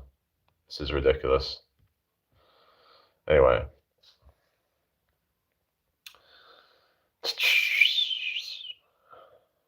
I don't think it's good to just be like tearing each other apart, you know? Anyway, hello, go. Okay, thank you. Farmer Frads, welcome back.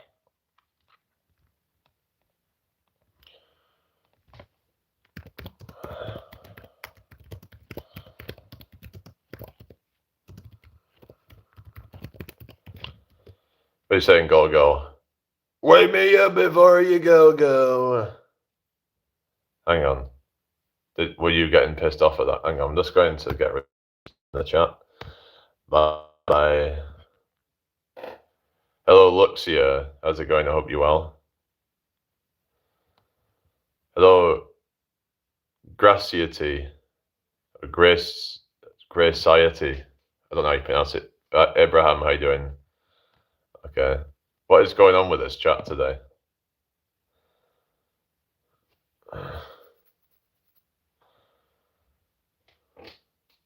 Hello, South Park lover, how you doing? What's your favourite clip from South Park? Yeah, South Park's good, isn't it? I think my favourite ones are where Randy's there and he's just like this kind of really like, yeah, it's so like unhinged.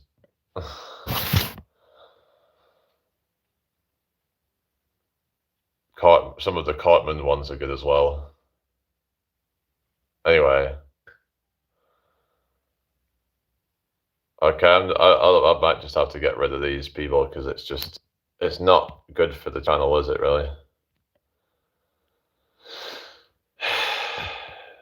I mean, I just don't need this kind of crap in here.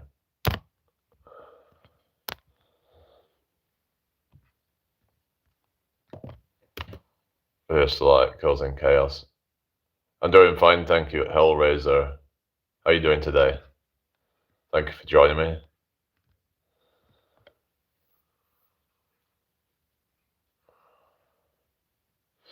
Alright. Hello, Olivia. How you doing? Hope you're well. Thank you for joining me. Time we are now 12:18. Hello, Josh Pickett. How you doing today? White picket fence. Reminds you of that, you know. Is that how it's pronounced? Like, it's spelt with a 1T, isn't it? White picket fence. Yeah, 1T. That. But yeah, it's almost the same. That's that whole American dream thing, you know. You know, they say like it's called the American dream because you have to be asleep to believe in it. No, not from Manchester, no. I'm originally from Blackburn, but I live in York. Hello, Hudson. How you doing? I hope you're well. I mean, it wasn't too far from Manchester, but yeah. Burnley. No, not Burnley. Quite close though. But yeah, they're both shitholes basically. But yeah, I lived in Darwin for like about 3 or 4 years, but I've lived mostly in Blackburn. Yeah, I live in York now, and when I go back to Blackburn, I'm like, ugh, this is awful. And it's like York's just a lot nicer. I would say is like the city's just a lot. Yeah, it's just there's just loads of like really like rough people. It seems around Blackburn. Well, a lot of those places, Burnley as well. That would be another one. You have a lot of rough shit around there. Anyway, is everybody doing all right? Oh, really? Oh, well, that's for that if you don't mind me asking. Thank you for joining me today, everybody. Hello, Salia. No, I don't play Roblox. Hello, Susie. How you doing? Not seen you for a bit. How was your bank holiday weekend, anyway? I'm friggin' sweating, guys. Drinking quite a bit of water, but probably still not enough, really. Thing is, if I drink too much water, then I'm just going to be peeing all the time. Oh, between Middlesbrough and Whitby. All right. So like North Yorkshire area then, yeah. Yeah, it's very big as North Yorkshire, isn't it? Like the biggest county in England or something like that, if I remember. Okay, take care. All yeah. Good thanks. So it works. Bank holiday, way too hot. Oh yeah, definitely. Yeah, it was over 30 degrees yesterday. It was boiling hot. Yeah. I was at the festival this weekend and it was good. Got to see some bands playing and stuff. So that was cool. Thank you for the 114 likes, everybody. Yeah, this is most likes I've had for ages. Well, not ages, but you know what I mean, for like a few weeks probably. So I don't know if it's going to stay like this or whatever, but I don't know if is it because of because it's holidays, so there's more people kind of online. I don't know, but you'd also think a lot of people might be doing other things around this time. They might have.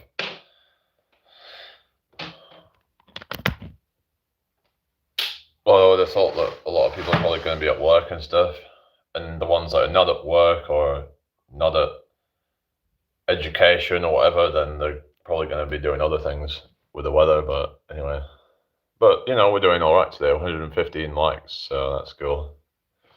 Yeah.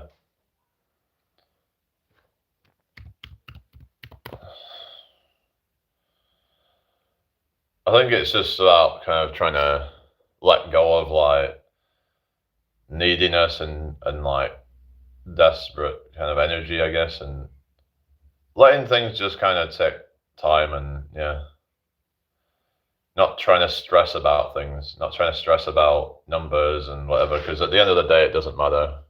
At least not as much as what a lot of people make it out to. Just learn to just accept that,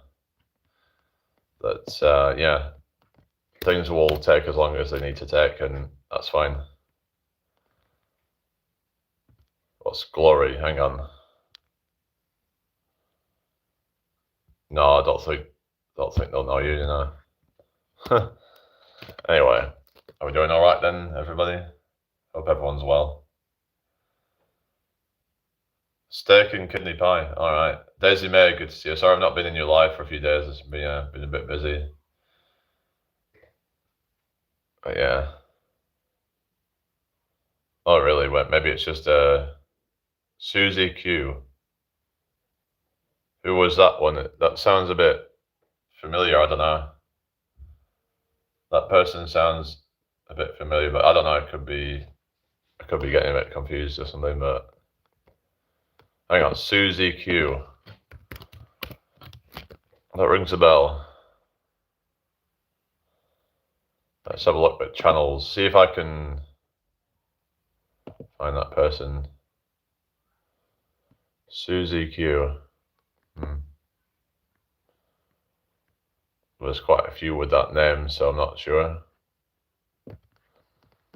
Be a different person that then, isn't it?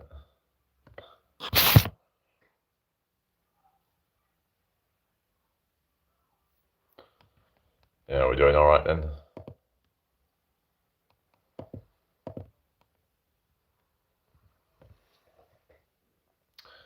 Thank you for the 117 likes. Much appreciated.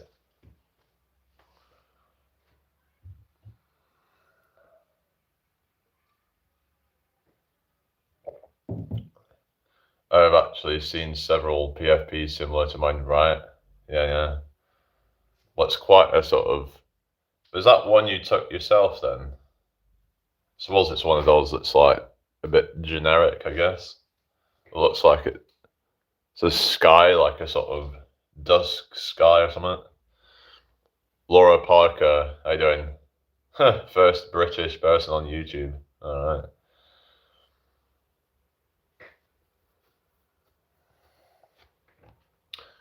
Yeah. So I think just going forward, trying not to focus on what I don't have and just focus on what I do have, basically, because I took it a few years ago, right? Yeah. Do you believe in all that, like, chemtrail stuff? Because I remember, like, the company, someone got me into that a while ago. So they were saying, "Oh, look at the sky, look at all the crisscross stuff going on," but I don't necessarily think that it's chemtrails necessarily, but that they're trying to like intentionally block out. So I don't know, but there are other things like geoengineering which are concerning, I guess, and things like HARP and stuff. But that's a bit different from chemtrails. But there were people claiming that they were using certain chemicals in these jet whatever to like basically block out the sun and create all these weird weather cycles and stuff. Okay, I was like arguing with someone saying, how this weather is not normal. So to say that there's like no climate change, I think is kind of a bit silly to say when we're seeing the hottest May day basically on record. I mean, there's been a lot of record-breaking weather. Shouts out to Infinity DB, but I don't have super chats enabled. I only have PayPal and buy me a coffee if you want to donate that way. Yeah, shout out, chilled vibes, only 12. Yeah, I know it is, isn't it? PAFD Arty, how you doing? Hope you're well today. I'm not into the chemtrail stuff. Yeah. So you mean you don't believe in that stuff, or have you just not looked into it, or... Anyway, I'm going to get another drink. I do think that there is concerns about how they're, like the way that they're flying over cities and like creating this sort of artificial weather, but yeah. It kind of, because you can see sometimes where perfect blue skies, half an hour later, it's just all cloud everywhere, You end up with these like cirrus clouds forming everywhere. But they're not natural cloud formations. You just end up with this kind of like fake looking clouds. The commute how's it going? I remember there was this guy called Mick West, and he was like a conspiracy debunker, and he claimed that the sky would have become cloudy anyway. That the chemtrail or the contrails were just kind of I don't know really. I mean, obviously this is not something I've looked too much into, but it just kind of seems a bit sus how as a perfectly clear sky, then literally half an hour later, the sky is completely like washed out with clouds. Hello, Farah and Kelly, how you doing? I hope you're well. Hello, Andy Friani, how you doing? Hope you're well today. I mean, I'm not really a big believer in chemtrail necessarily, but it's just, is that not a bit concerning, to say the least, that that's happening? So yes, I've never really looked into it enough to form an opinion, but I guess anything is possible. Yeah, I don't know. It's just Pink Butterfly. How you doing? I hope you well. Laura Parker says he is what? Yeah, I'm 32 years. Sorry, I'm 30 years old. Andy, yeah, 30 years old. Thank you for the 120 likes, everyone. But yeah, I haven't really got too much of an opinion, but there are some strange things, like with how they were putting rain over Dubai, for example, and yeah, that might sound like a good thing, right? Putting rain on Dubai, that you might think, well, they could do with some rain, but the question is whether that could cause some unintended consequences. It's like you're playing God with the weather, and I don't know if that's really a good idea to be doing that. Oh, it says 119 now. Okay, we've lost one, but anyway. But is it a good idea to really play God with the weather? Wasn't it like what was it? I think Jeremy Clarkson, one of those people, they were like at some cloud seeding factory, and when it literally rained on them like half an hour later. So you can change the weather through like manipulating the environment. Like, for example, if I remember, they were saying that in Manchester, there was a lot of mills around Manchester back in the day, and they noticed that there was this like weather anomaly where it was like raining and stuff, like at the weekends. I think it's something like that. So there was clearly some like at least some kind of localized effect on the weather. The question is if things happen quite a lot in different parts of the world, whether it is just a localized phenomenon at that point, or whether it becomes something much greater, something having more of a systemic effect on the weather throughout. It's me, Mirage. How's it going? Smash that like button, everybody. For some reason, we dropped down from 120 to 119, but anyway, we've gone back up to 120. Anyway. Okay, thank you, Laura. Oh yeah, Wolfen, boy, that's not good, but yeah. So what is it, do you think, that's actually like triggering that then, do you think? Because,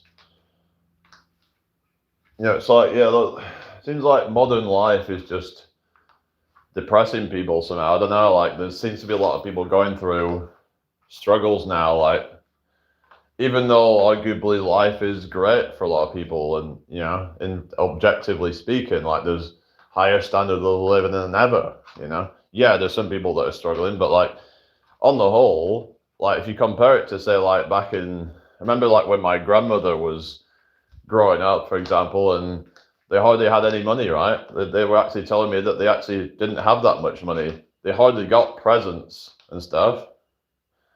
I guess it depends on what area you're from, but I know a lot of people were saying that boomers had it quite well, but cotton mills, yeah, that's right. Yeah, basically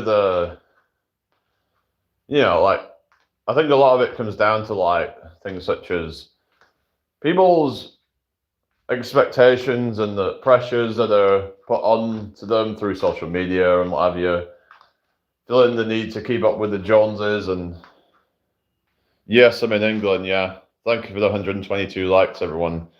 So this constant feeling the need to perform and to be fake, and then that can lead to depression and low self-esteem and things like that. So well, yeah, that's not good, is it, Wolf and Boy? It's just but you can't let what's happening to them affect you. It's like, it's unfortunate, but like you have to live your own life, and you know what I mean.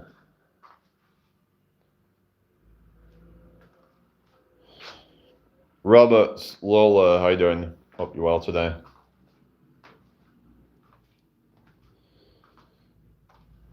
Anyway, so everybody doing all right? Thank you for the 123 likes. That is awesome. I do like to walk around every so often to, so I'm not just sat around all the time, because that's not good for you, really, is it? Yeah. Yeah, we're doing all right then, people. Hope you're all having a great day so far. Thank you for the 124 likes. Hello, Wisdom33S. Yeah, good day to you too. Thank you for stopping by. Much appreciated.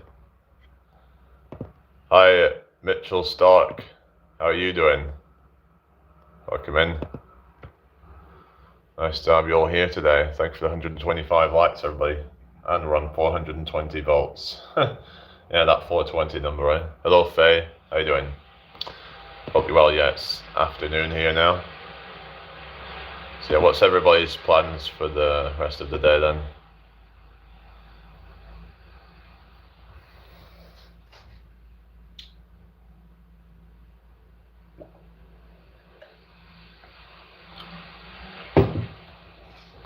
Hello, not lights. No, I don't, to be honest. Do you? I'm guessing you do. Otherwise, you probably wouldn't have asked me.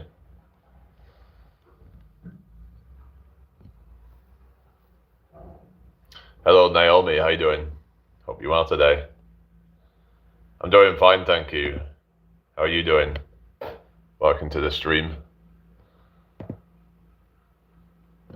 Yeah.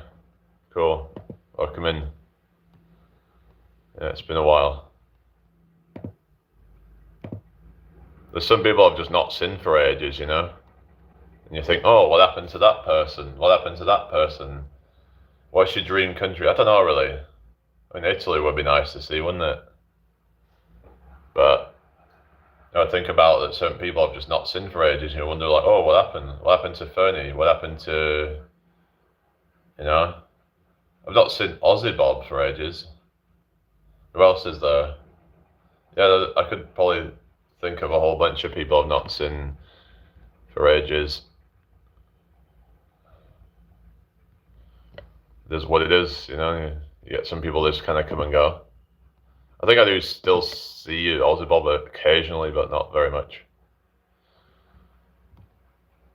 We're doing all right then, people. 127 likes, so thank you. Does anyone get hay fever? Let me know. Because that's something that I normally get, but what they're saying though this year, hello Maria, because of the sudden jump in temperatures going from colder weather to hot weather, that we haven't really had as much of it.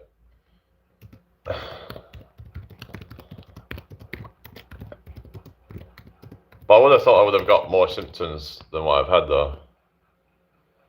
But yeah, I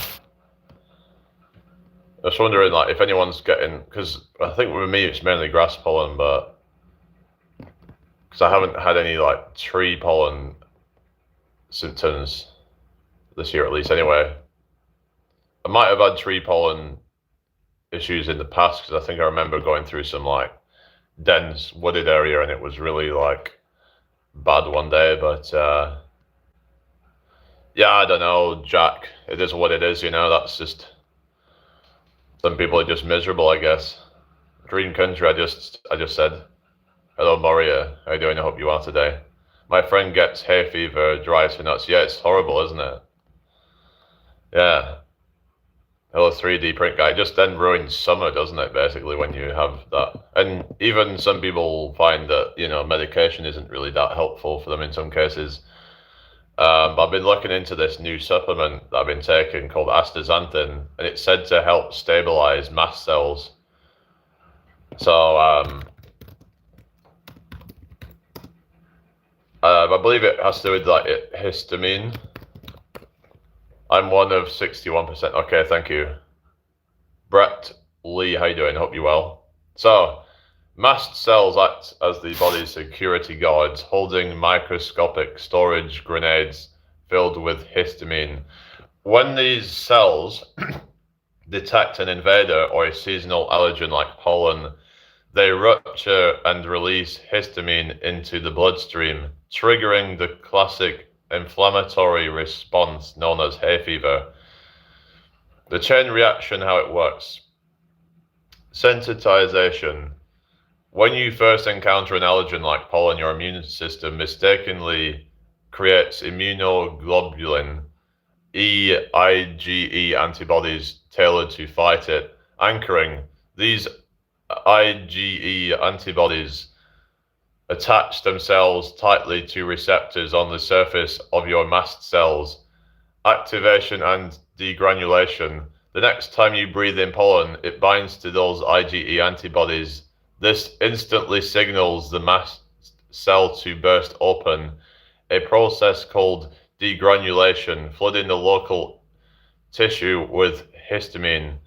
Symptom onset. Once free, histamine binds to H1 receptors on surrounding nerves and blood vessels. This widens blood vessels, creates fluid buildup, causes itching, and forces your airways to produce excess mucus. The astaxanthin connection. Mr. Baby 2016 says, I want this to fail. Well, good for you. Anyway, as mentioned, astaxanthin doesn't block histamine after it's released like an over-the-counter histamine medication. Instead, it works a step earlier by stabilizing the cellular membrane of the mast cell, because allergic inflammation creates massive oxidative stress that makes mast cells fragile. Astaxanthin's antioxidant properties reduce this stress. This keeps the cell walls sturdy and much less likely to burst open and leak histamine when pollen lands on them. So this might actually help to prevent some of the symptoms, possibly. Hello, Aisha. How are you doing today? Hope you're well.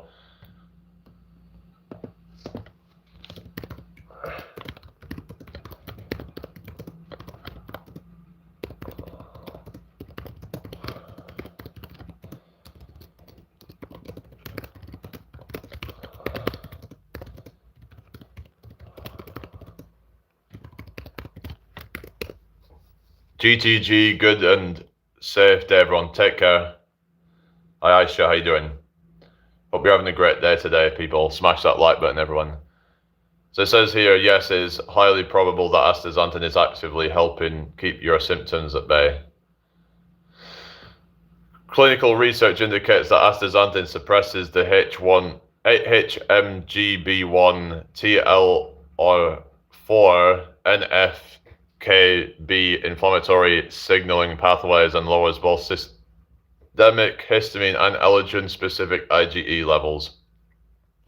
Because it builds up in your tissues over time, it creates a cellular buffer zone. This buffer prevents mast cells from reacting violently to early season pollen, effectively raising your body's threshold for an allergic reaction.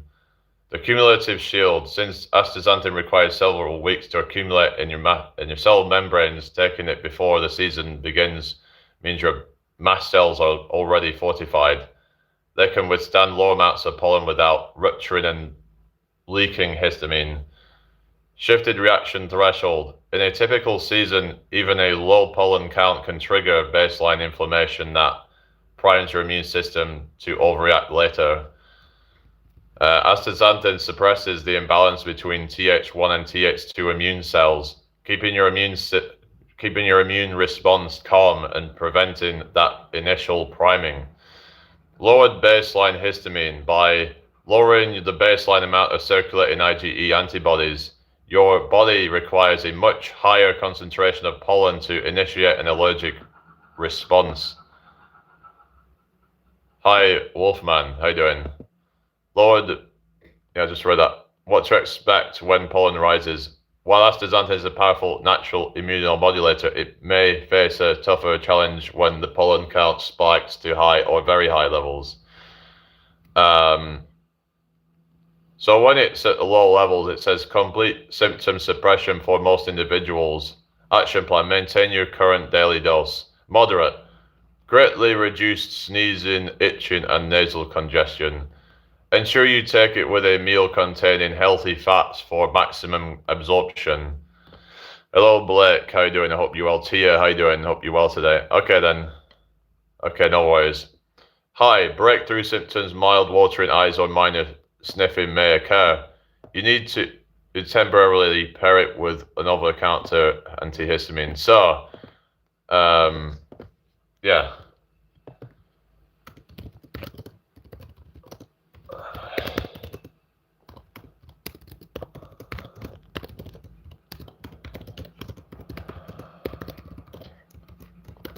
Hi, Lisa. How you doing? Hope you're well. Okay, thank you, Anna. But saying it's like even like on like high pollen, it can still cause some protection.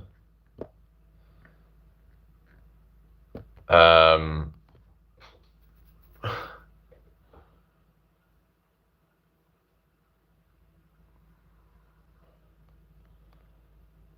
so it says about like that you might experience some breakthrough symptoms um, like mild sneezing or some itching or something, but not as much of a severe reaction, is what it's saying. But yeah, it's important to take astaxanthin with a food containing fat. So yeah, do I remember you? Yeah, welcome back. So if you're going to take it, you need to take it with a source of fat. So like avocados, nuts, seeds, that kind of stuff. Something that's like an overt fat source.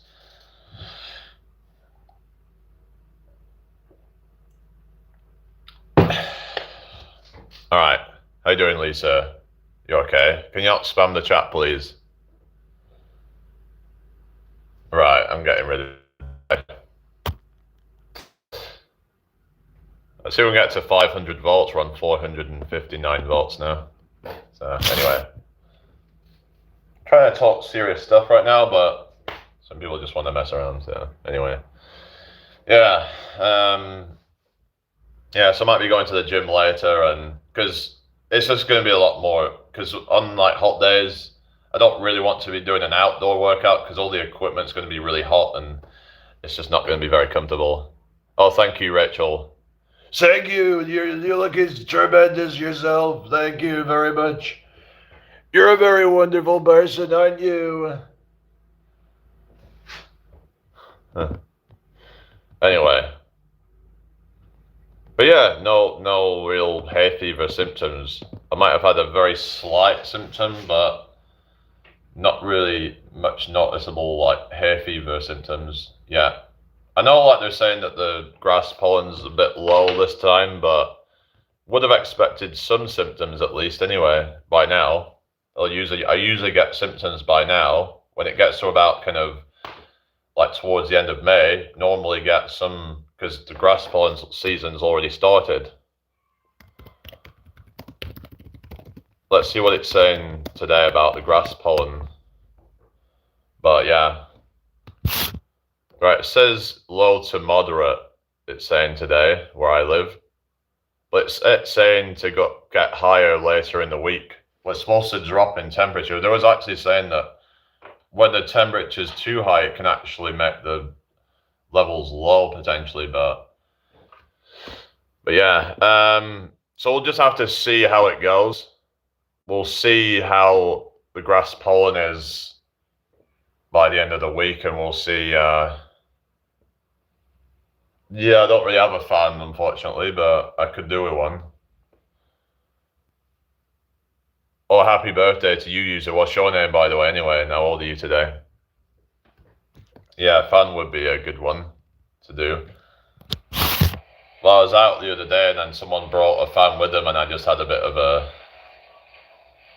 Yeah, they can be quite nice. I remember those like makeshift fans that you just like kind of make it with a piece of paper and you just kind of like fold it up and it like, yeah, to create a fan.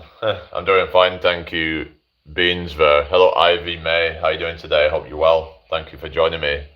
Smash that like button, everyone.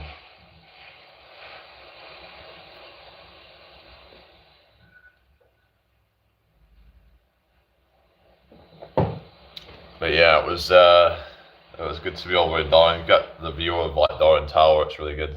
I've walked up to Darwin Tower before actually. It's a nice walk.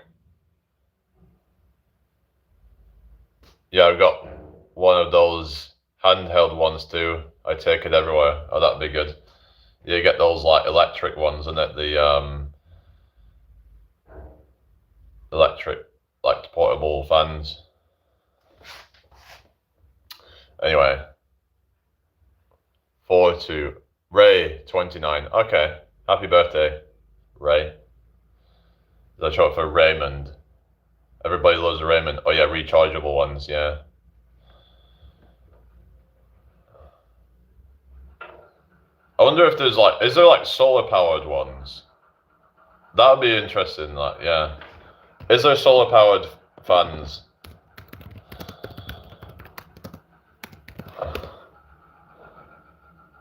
Portable. C.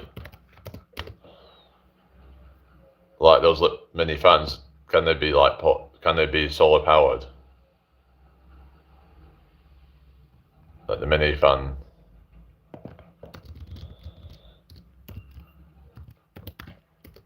Hi, I am Shrimp. How you doing? Hope you're doing well today.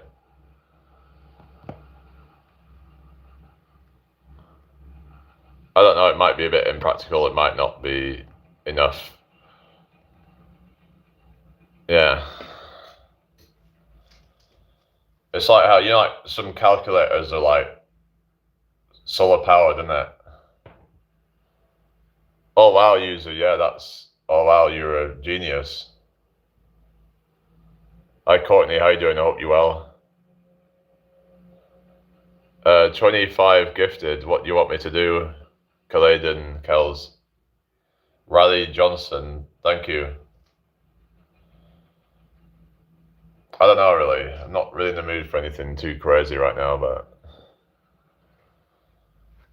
thank you for 137 likes, everybody. A nice one. Wonder if we can get to 150 likes. Thank you, Tim. Thank you, Courtney. Thank you very much, everybody. Nice to meet you all. Thank you. You're all very wonderful people, aren't you? Oh yeah, it'd be good to get a fan in this weather. Where are you from, Rachel, did you say? Too hot to get crazy today. Yeah, it's just, it's too hot for much today, really. I wasn't going a bit crazy with the impressions before, but I can only do so much of that, really. Austin, Texas, USA. Oh yeah.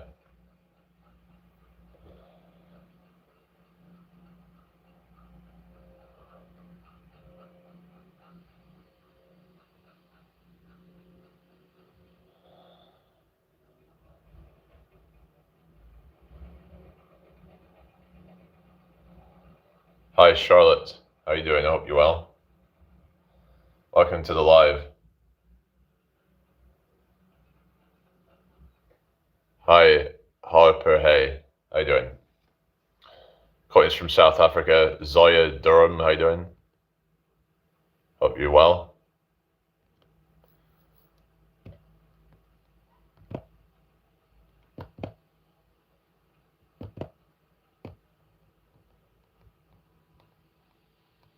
User 46 plus 56. That is 112. It's night. What are you doing? Go to sleep. What? It's daytime here. Paul, how you doing? Mick Lloyd, welcome back. Duct tape guy, how you doing? Okay, thank you. I actually once made a duct tape wallet. Yeah. Has anyone ever seen them duct tape wallets? Making a wallet out of duct tape. So you actually like stick the sides together to create a fabric. There's night here. Oh, is it? Where are you from, Charlotte? But whether it's night or whatever, I can go to bed whenever I want to. What are you saying? Thank you, duct tape guy. What's your name? Badlu1, how you doing? Yeah, whatever, I am shrimp, that's their problem. And Charlotte's from the Philippines. Oh yeah. User, hello. How you doing? Hello, Chapcom. How's it going? Welcome to the live stream. Smash that like button. Let's get 150 likes. Oh, Taha. How's it going, Taha? Riley Johnson. Thank you. Yeah, we will do. Definitely. Like I said, manifest. We're going to manifest, If we have a vision, then we're going to make that vision into reality. Okay, take care, Charlotte. Have a good one.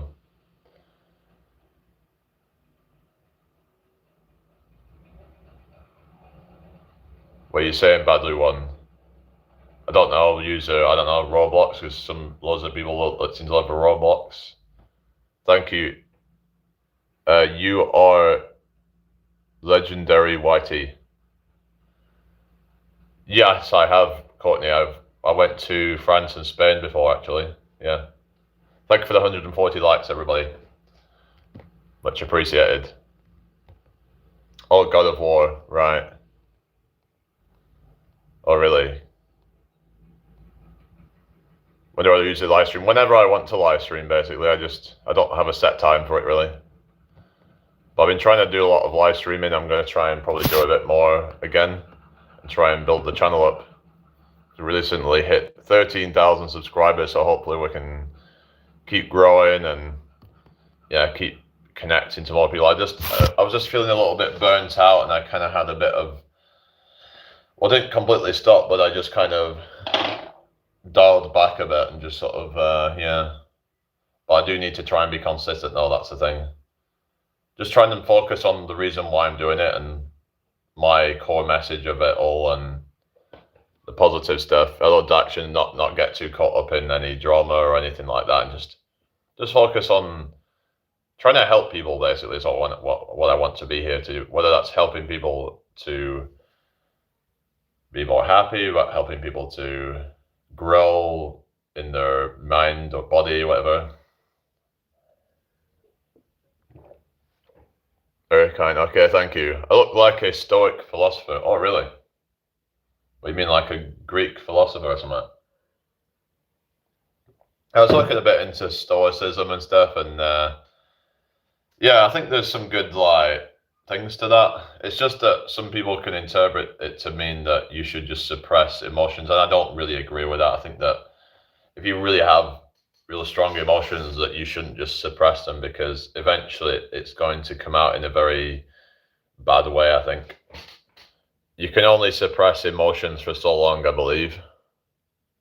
I'm 30 years old, Courtney.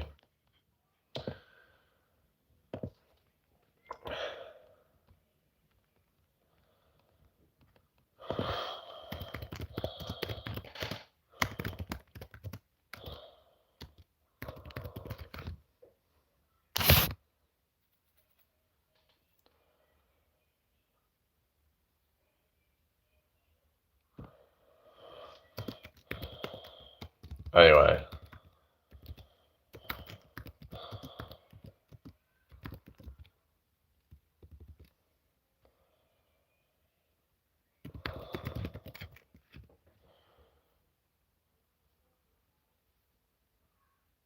Is everybody alright? I'll come in here.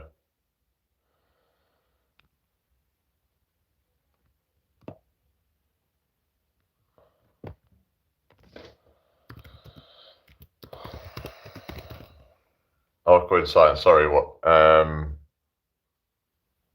we're doing alright, people. Hope you're having a good day so far. Yeah, keep the chat flowing, everybody. Yeah, just keep chatting away. Feel free to ask questions, but nothing too personal, okay?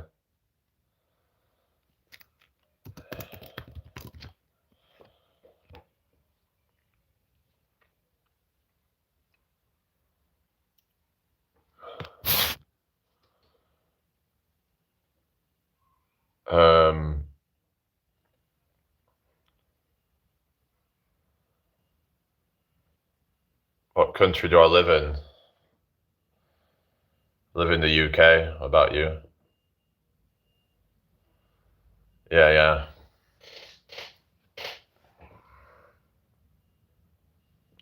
Hi, Jeet Balmic. All right. Thank you. Don't know how I pronounce that, but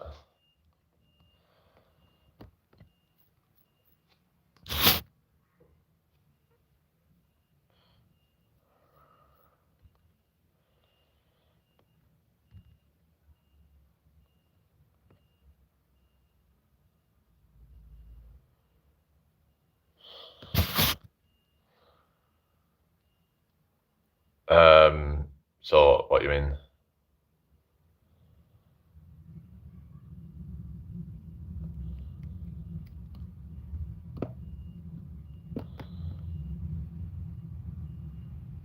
How's your day? It's okay. How's your day? Hi, Alkani. How you doing?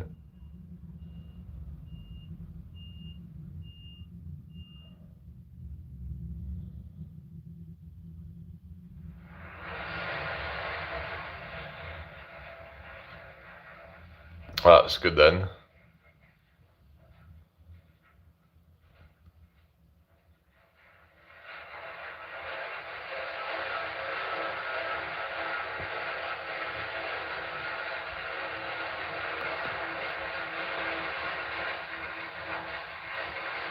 No, I just have this is just natural light. It's just with all the yeah. How you doing anyway, Clyde? Hope you well. So I was looking into like metabolism and how this whole high metabolism thing, right? Well, I was looking at how some people might easily burn off excess calories because their body naturally will adjust their habits or movements and stuff. But some people don't have that. So they might need to be more intentional about NEAT.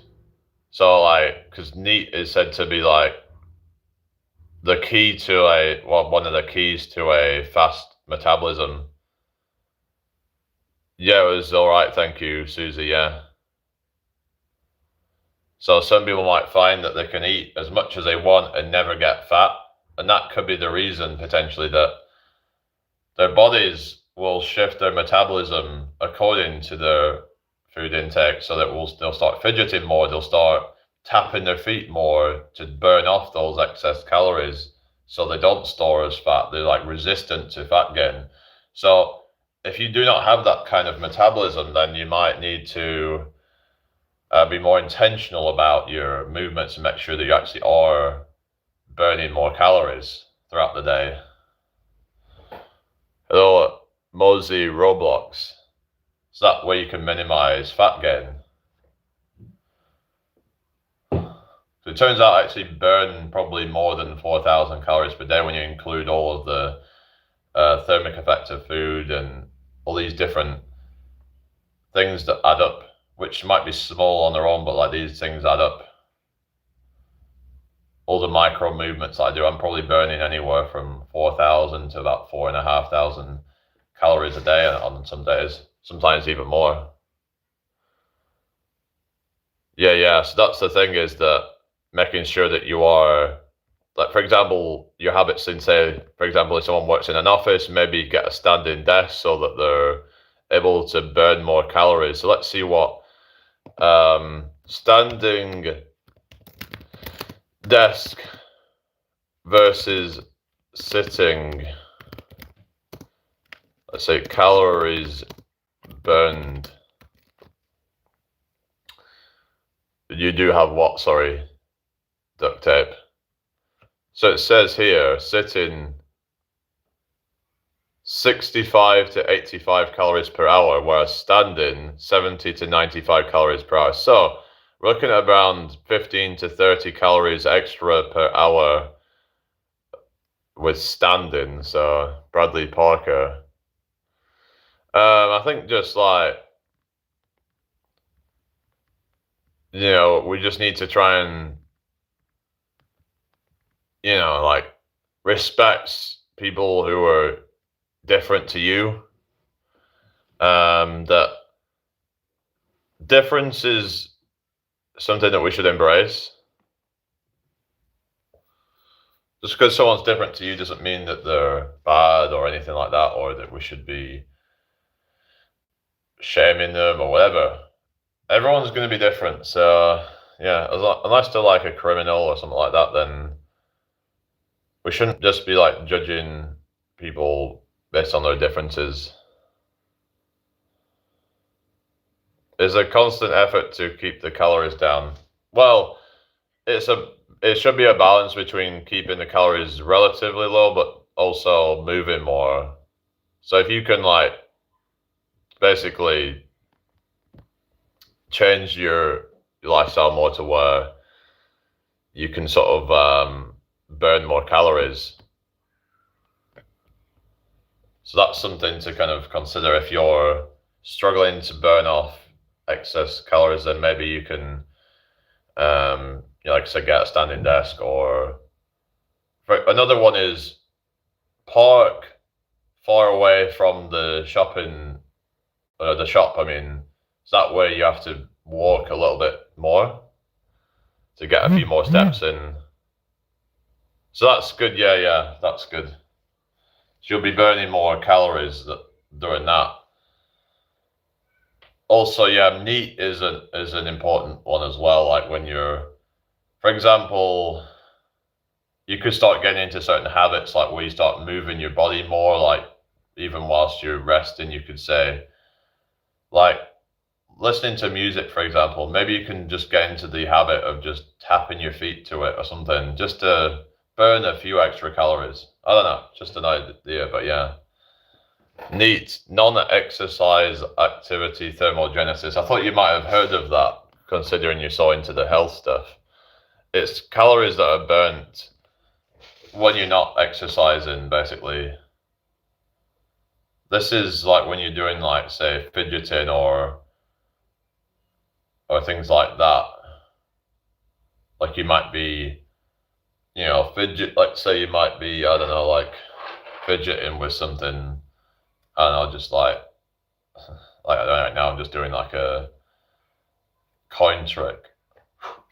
Yeah, it's like, oh, this is easy, but yeah, it's just dropping the coin as you come over like that. So you're just kind of doing that at the same time as you're grabbing the coin or pretending to grab it. Thank you for the 145 likes.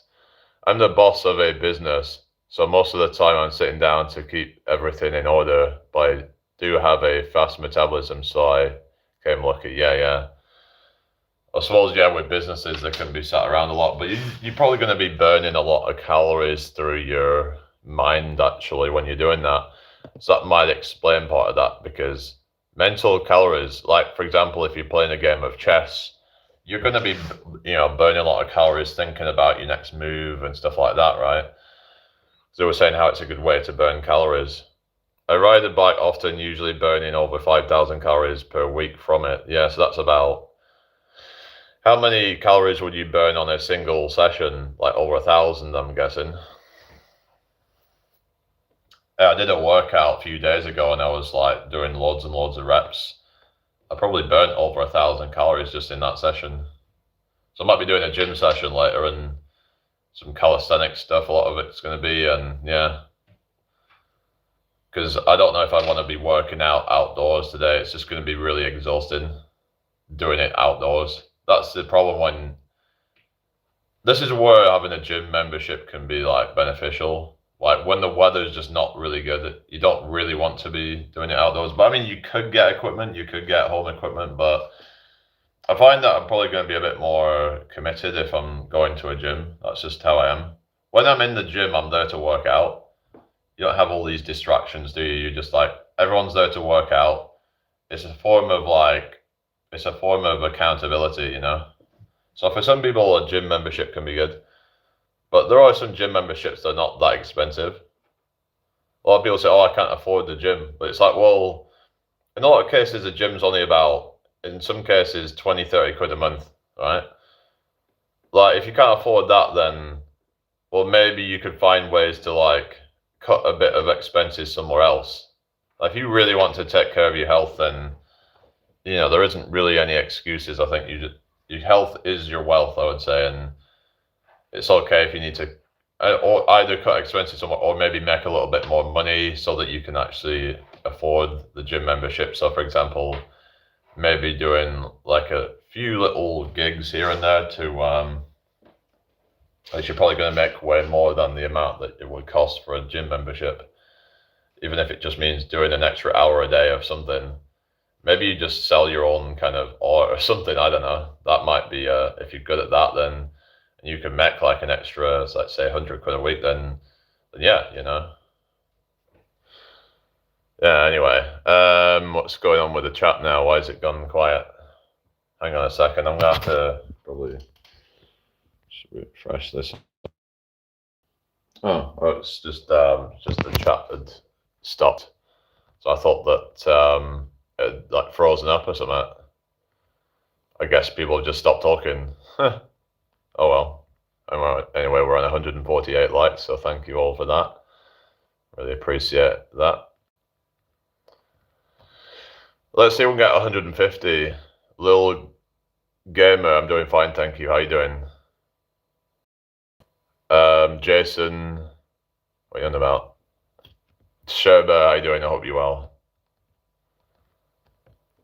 Thank you for the 149 likes. Just need one more.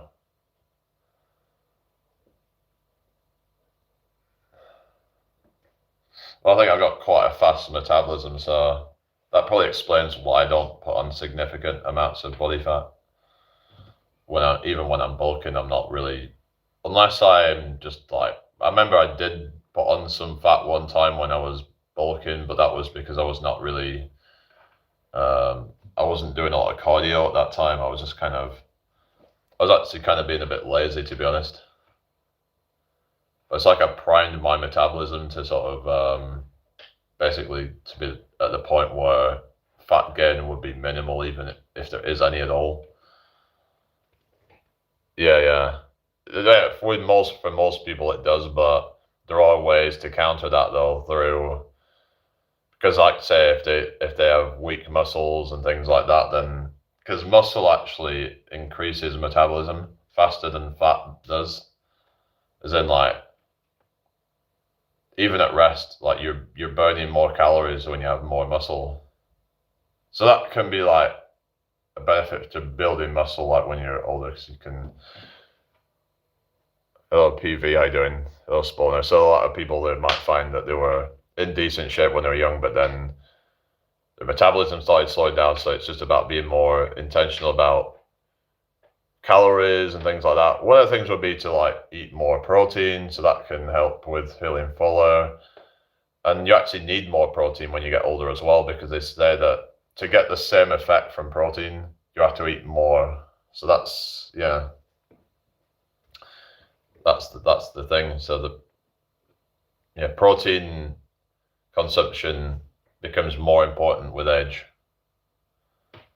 because you get a lot of old people and they're just eating soups and things and devoid of protein. They just have a bunch of like low calorie foods and just like low protein foods that are not really they might be like really skinny but they just end up being frail, a lot of them, which I don't think is what most people want to end up being like.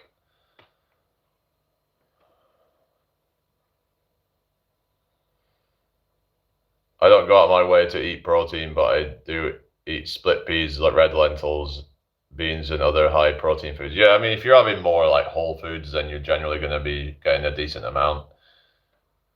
It's just a lot of people, if they're eating like things like donuts, which are like probably about 3% protein or something, or chocolate bars, again, probably like 3% protein in most cases, unless it's a high protein version. Then yeah, like if you're eating tons of that stuff and you end up being sarcopenic, you just end up with like low muscle mass to like high body fat, and that's like the worst combination. I was actually on my mum's thing, and my mum had this app on her phone, right? Get this right. It was completely wrong. There is no way that it was remotely accurate, right?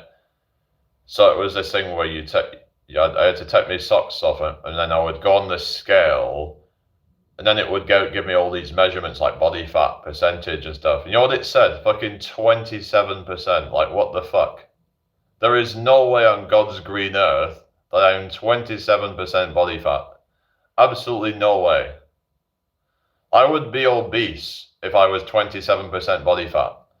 That's literally the cutoff for obesity is 25% body fat. And it said that my visceral fat was high too. What the fuck? There is no way that I'm about 16 stone, but I'm also, obviously you have to take into account, you know, muscle weighs more than fat. So as you can see, I flex the biceps, but you can see that, I mean, considering that my waist is only about probably between 34 to 36 inches or something like that, which is, you know, is within the healthy range for me anyway. That, I mean, I think the cutoff for me would be about 37-inch waist is like the kind of, to where that would become overweight. Because there was that, like you were talking about the equation that your waist should not be more than half of your, yeah. So yeah, it was just a bunch of bullshit basically, and yeah, carbonated juices and alcohol, yeah, all that like high fructose corn syrup and stuff like that, yeah. Obviously, exercising helps as well, but yeah, obviously those things can lead to visceral fat formation and stuff. But I've heard that exercise does help with lowering visceral fat. So, sorry, what you're saying, Jay. I mean, you're just like, I am responding to the chat. What you on about? I wanna be famous. Shout out. Yeah. Waist measures more than half of your weight, then you have too much body fat. Yeah. I was saying how like, if you have quite big abs, then that can sort of skew it a little bit. But it's probably not going to make that big of a difference unless you're like friggin' really, really like ripped or something where you've got big like abdominal muscles that are maybe would add an extra inch or two onto that.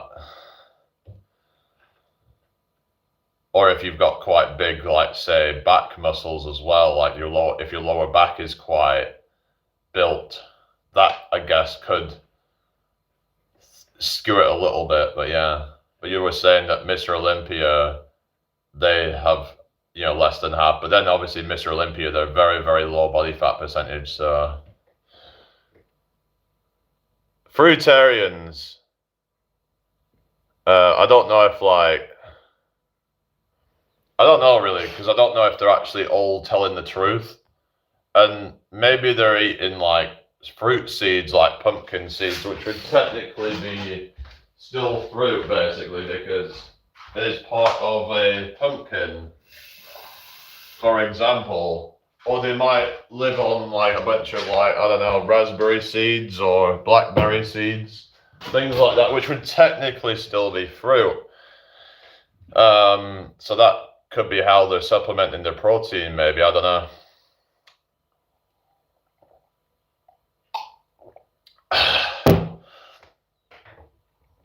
Yeah, because like pumpkin seeds are really high in protein, which would technically be like a fruit, arguably. Well, some might say pumpkin is like, well, botanically it's a fruit, but culinarily it's more of like considered like a vegetable, but you know what I mean?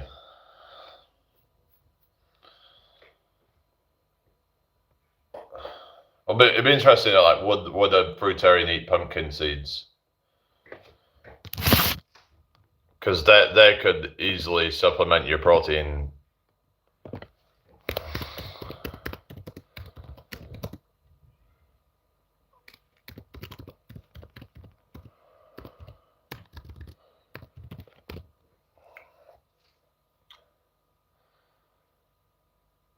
Basically, because it's saying botanically it's a large fleshy fruit because it develops from a flower and contains seeds inside. A fruitarian diet is based primarily on consuming the fruits of plants because harvesting a pumpkin and eating its seeds does not kill or destroy the parent plant. It aligns perfectly with the core ethical principles of strict fruitarianism. I just think it gets a bit ridiculous at that point. I think I've seen the guy called Fruit and Strength. Yeah, but yeah, that'd be interesting to look at. 420 pounds for reps or something, and doesn't weigh much. Yeah. So maybe they've got good like myofibrillar strength or something.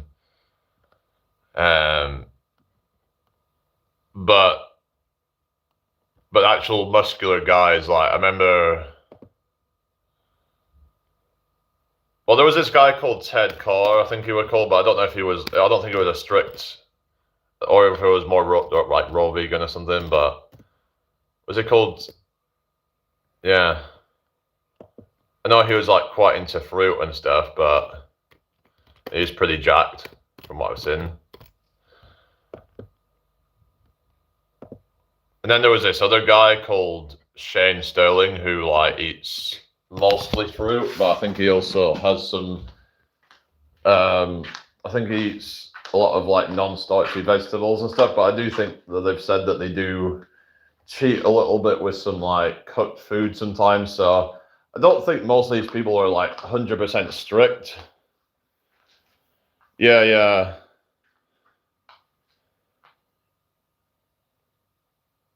I don't think most fruitarians do it for ethical reasons to spare wheat plants from harvest. Right.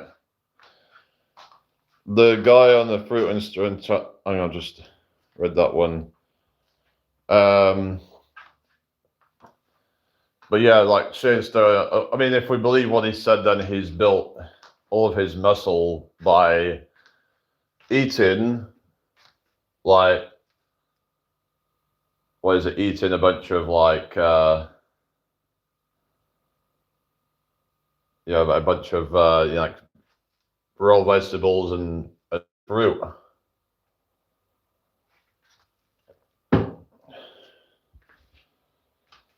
Yeah, yeah. There was this guy called Doug Graham. I think I've heard of him, but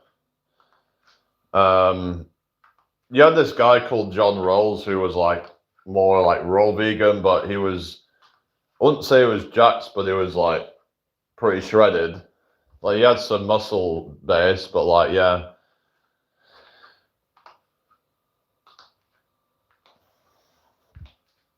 But yeah, he was like kind of. I heard he was a bit controversial because of some of his like philosophies or something, and some of these people have some really quite questionable philosophies on things. Oh, Durian Rider. Oh, really? Yeah, because why would he be doing that? I thought he was like a cyclist or something. I mean, what's going on there? Like, he was like this cyclist guy who, he wouldn't want to be getting jacked for that, I guess, but maybe he's kind of just more focused on other things, really. Well, I saw that thing with like, what is it? What's he called? Lance Armstrong, and he was like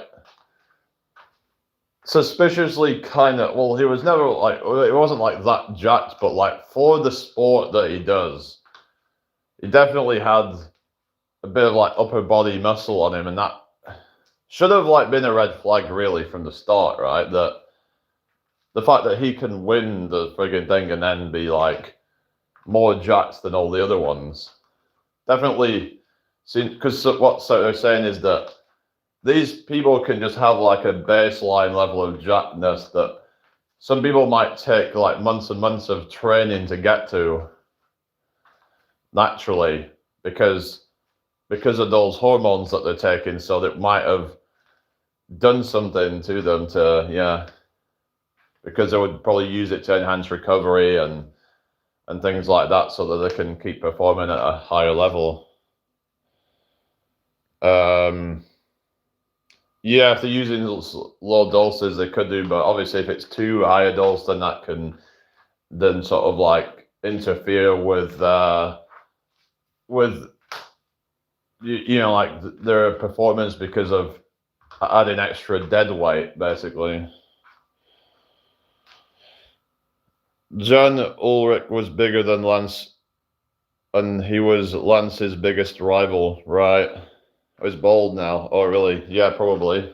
Because I know like steroids can speed up male pattern baldness, from what I've seen. Have you seen that vegan gains on friggin' steroids now? What the hell's going on with that, eh? Is he just desperately trying to just be like relevant and just saying, oh, well, I can just take a bunch of steroids and I'll get more attention? Is that what he's thinking? Or is it just, is this whole kind of like hedonic treadmill thing where it's like, he kind of maxed out his natural gain, so he's like, hey, it's vegan gains, and I'm going on steroids because I want to be really big and jacked and well,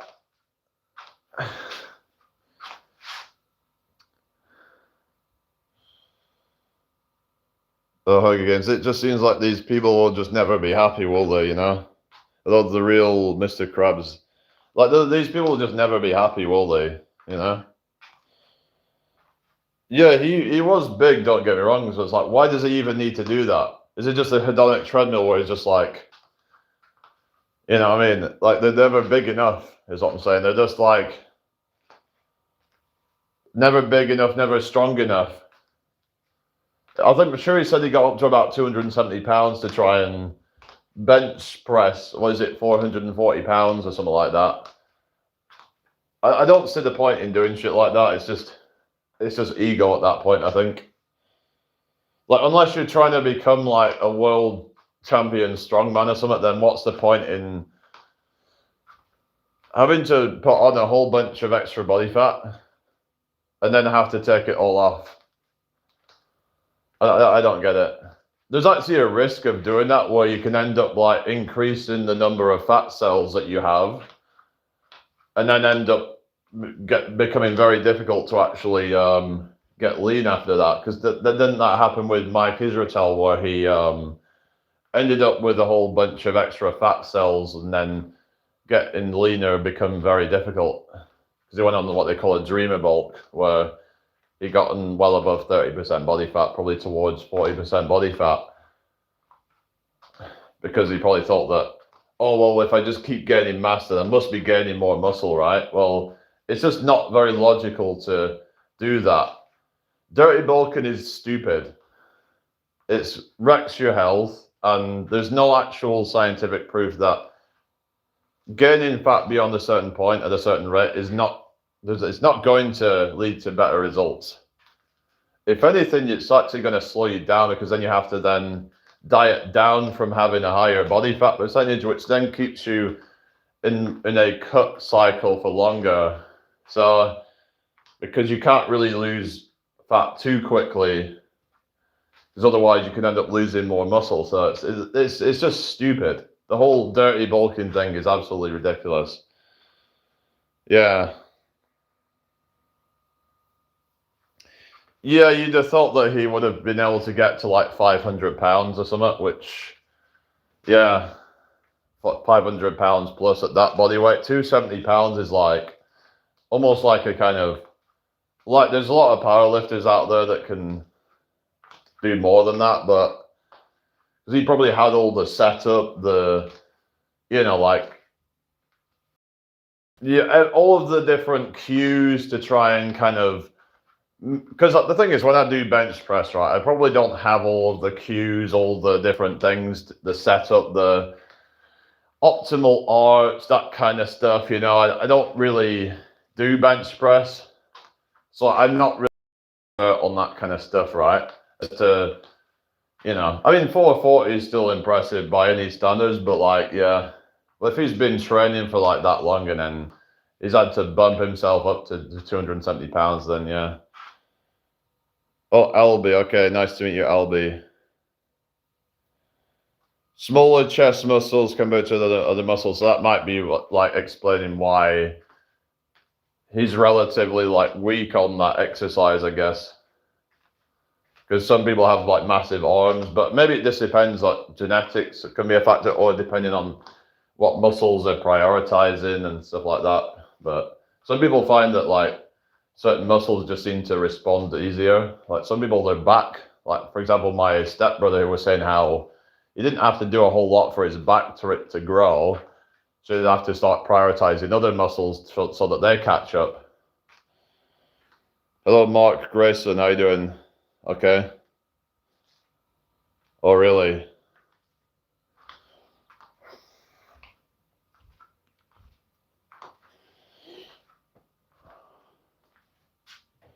Yeah.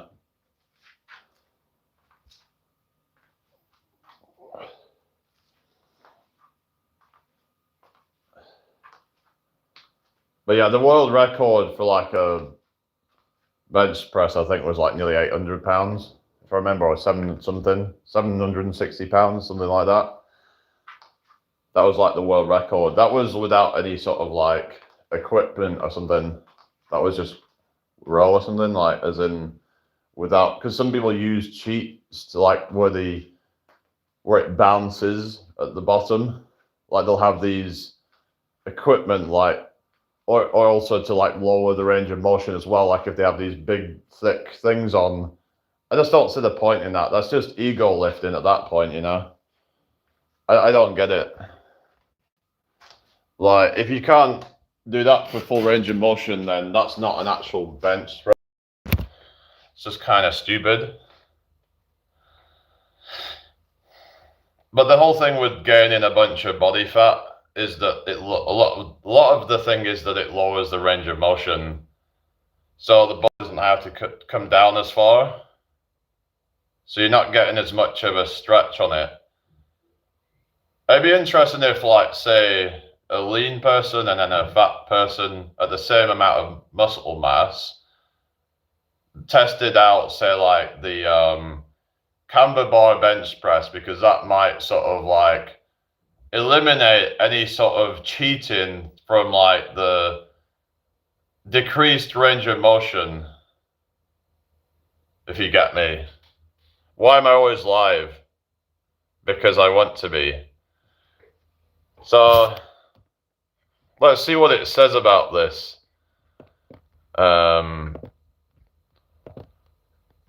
Let's say if two people, same muscle mass, let's say,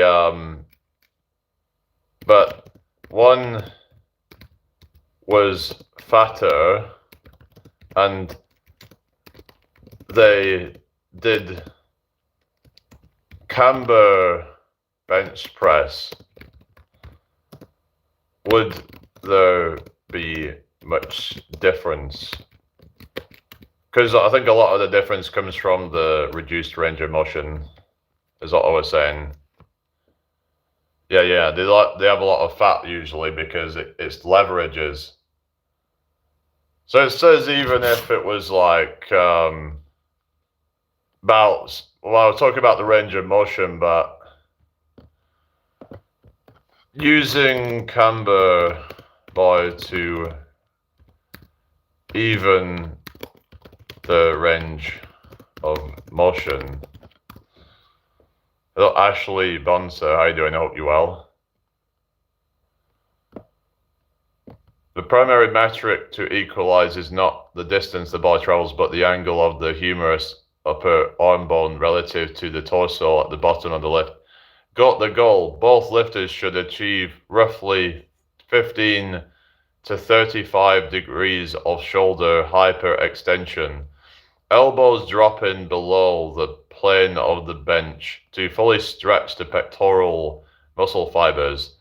The calculation, if the thicker lifter has an extra 2 inches of chest fat / mass compared to the leaner lifter, they require a 2-inch cambered bar to sink the hands deep enough to achieve the exact same shoulder angle at the bottom of the movement.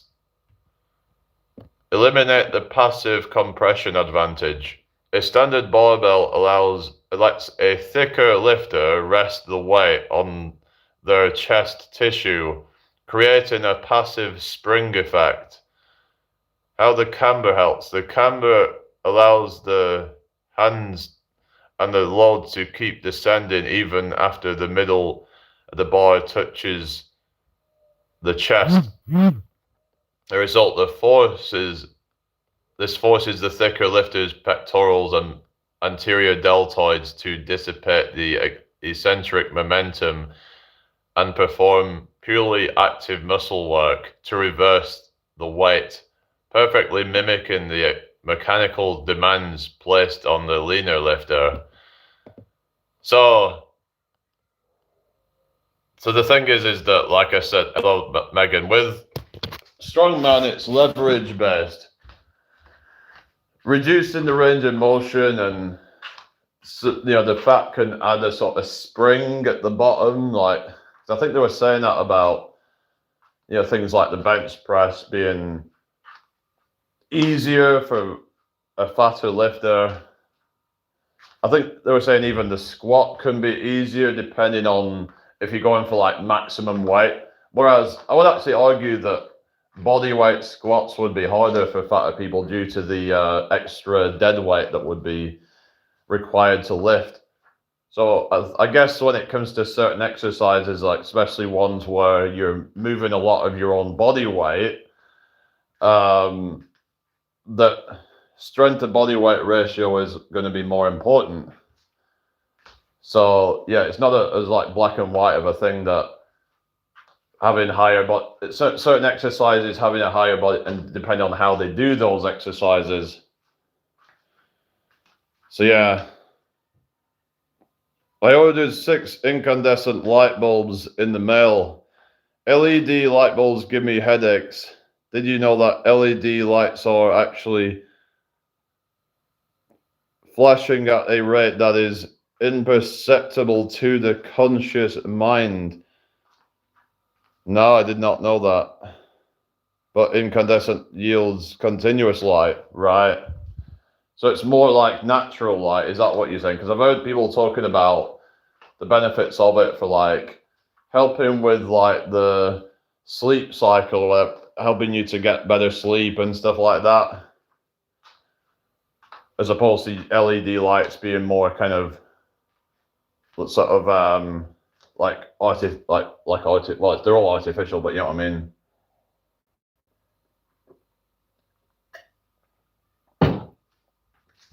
Okay, Herbs.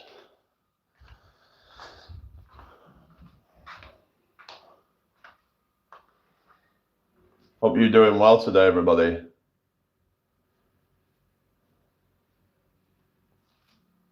Do I like Eminem?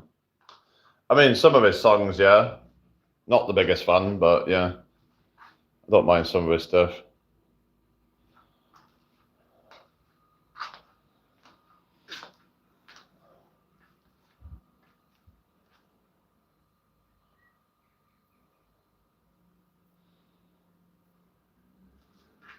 Thank you for the 160 likes, everyone. What time are we on now? 13:38. Probably won't be on too long. I don't like LED lights at all. They make the room uglier and they give me headaches. Oh, really? That's not good then. At least you found something that helps then.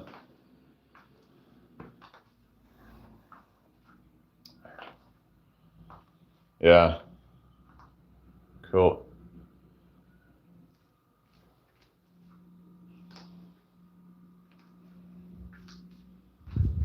So how many pull-ups can you do? Have you ever tested that then? Just curious, like, because maybe you could probably do a few, like you're, 6'2", and you're like a lot lighter than I am anyway, but then again, it depends on strength to body weight ratio and all that, and if you've not really trained for that, then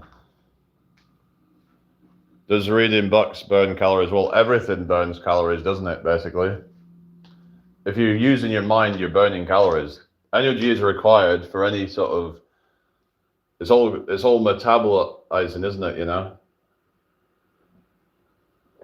Your brain is actually the most oxygen hungry organ, I believe, in the body, isn't it? You know, so like it would probably burn quite a few calories, I reckon.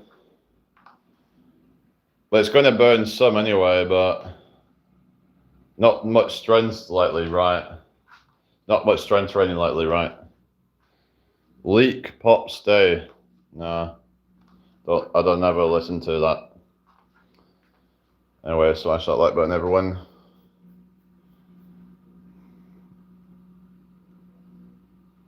Oh, thank you, Simon and Jappa.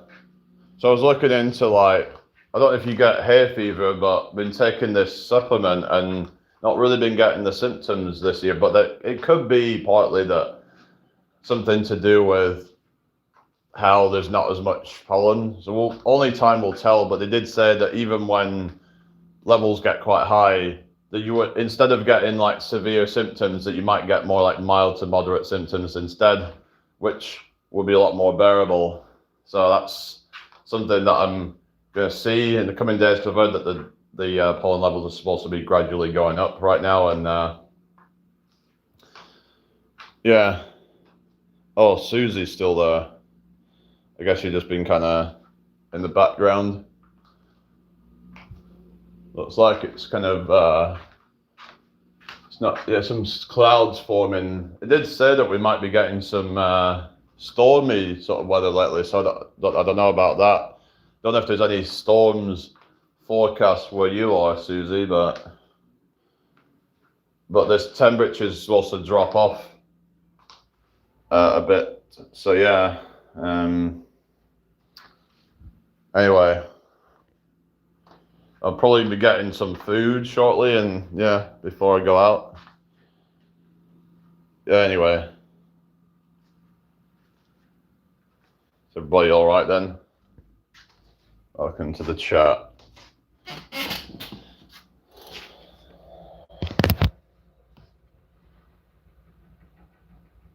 Some forecast later in the week, right? Let's have a look on York weather. So it can be a bit different to where you are, but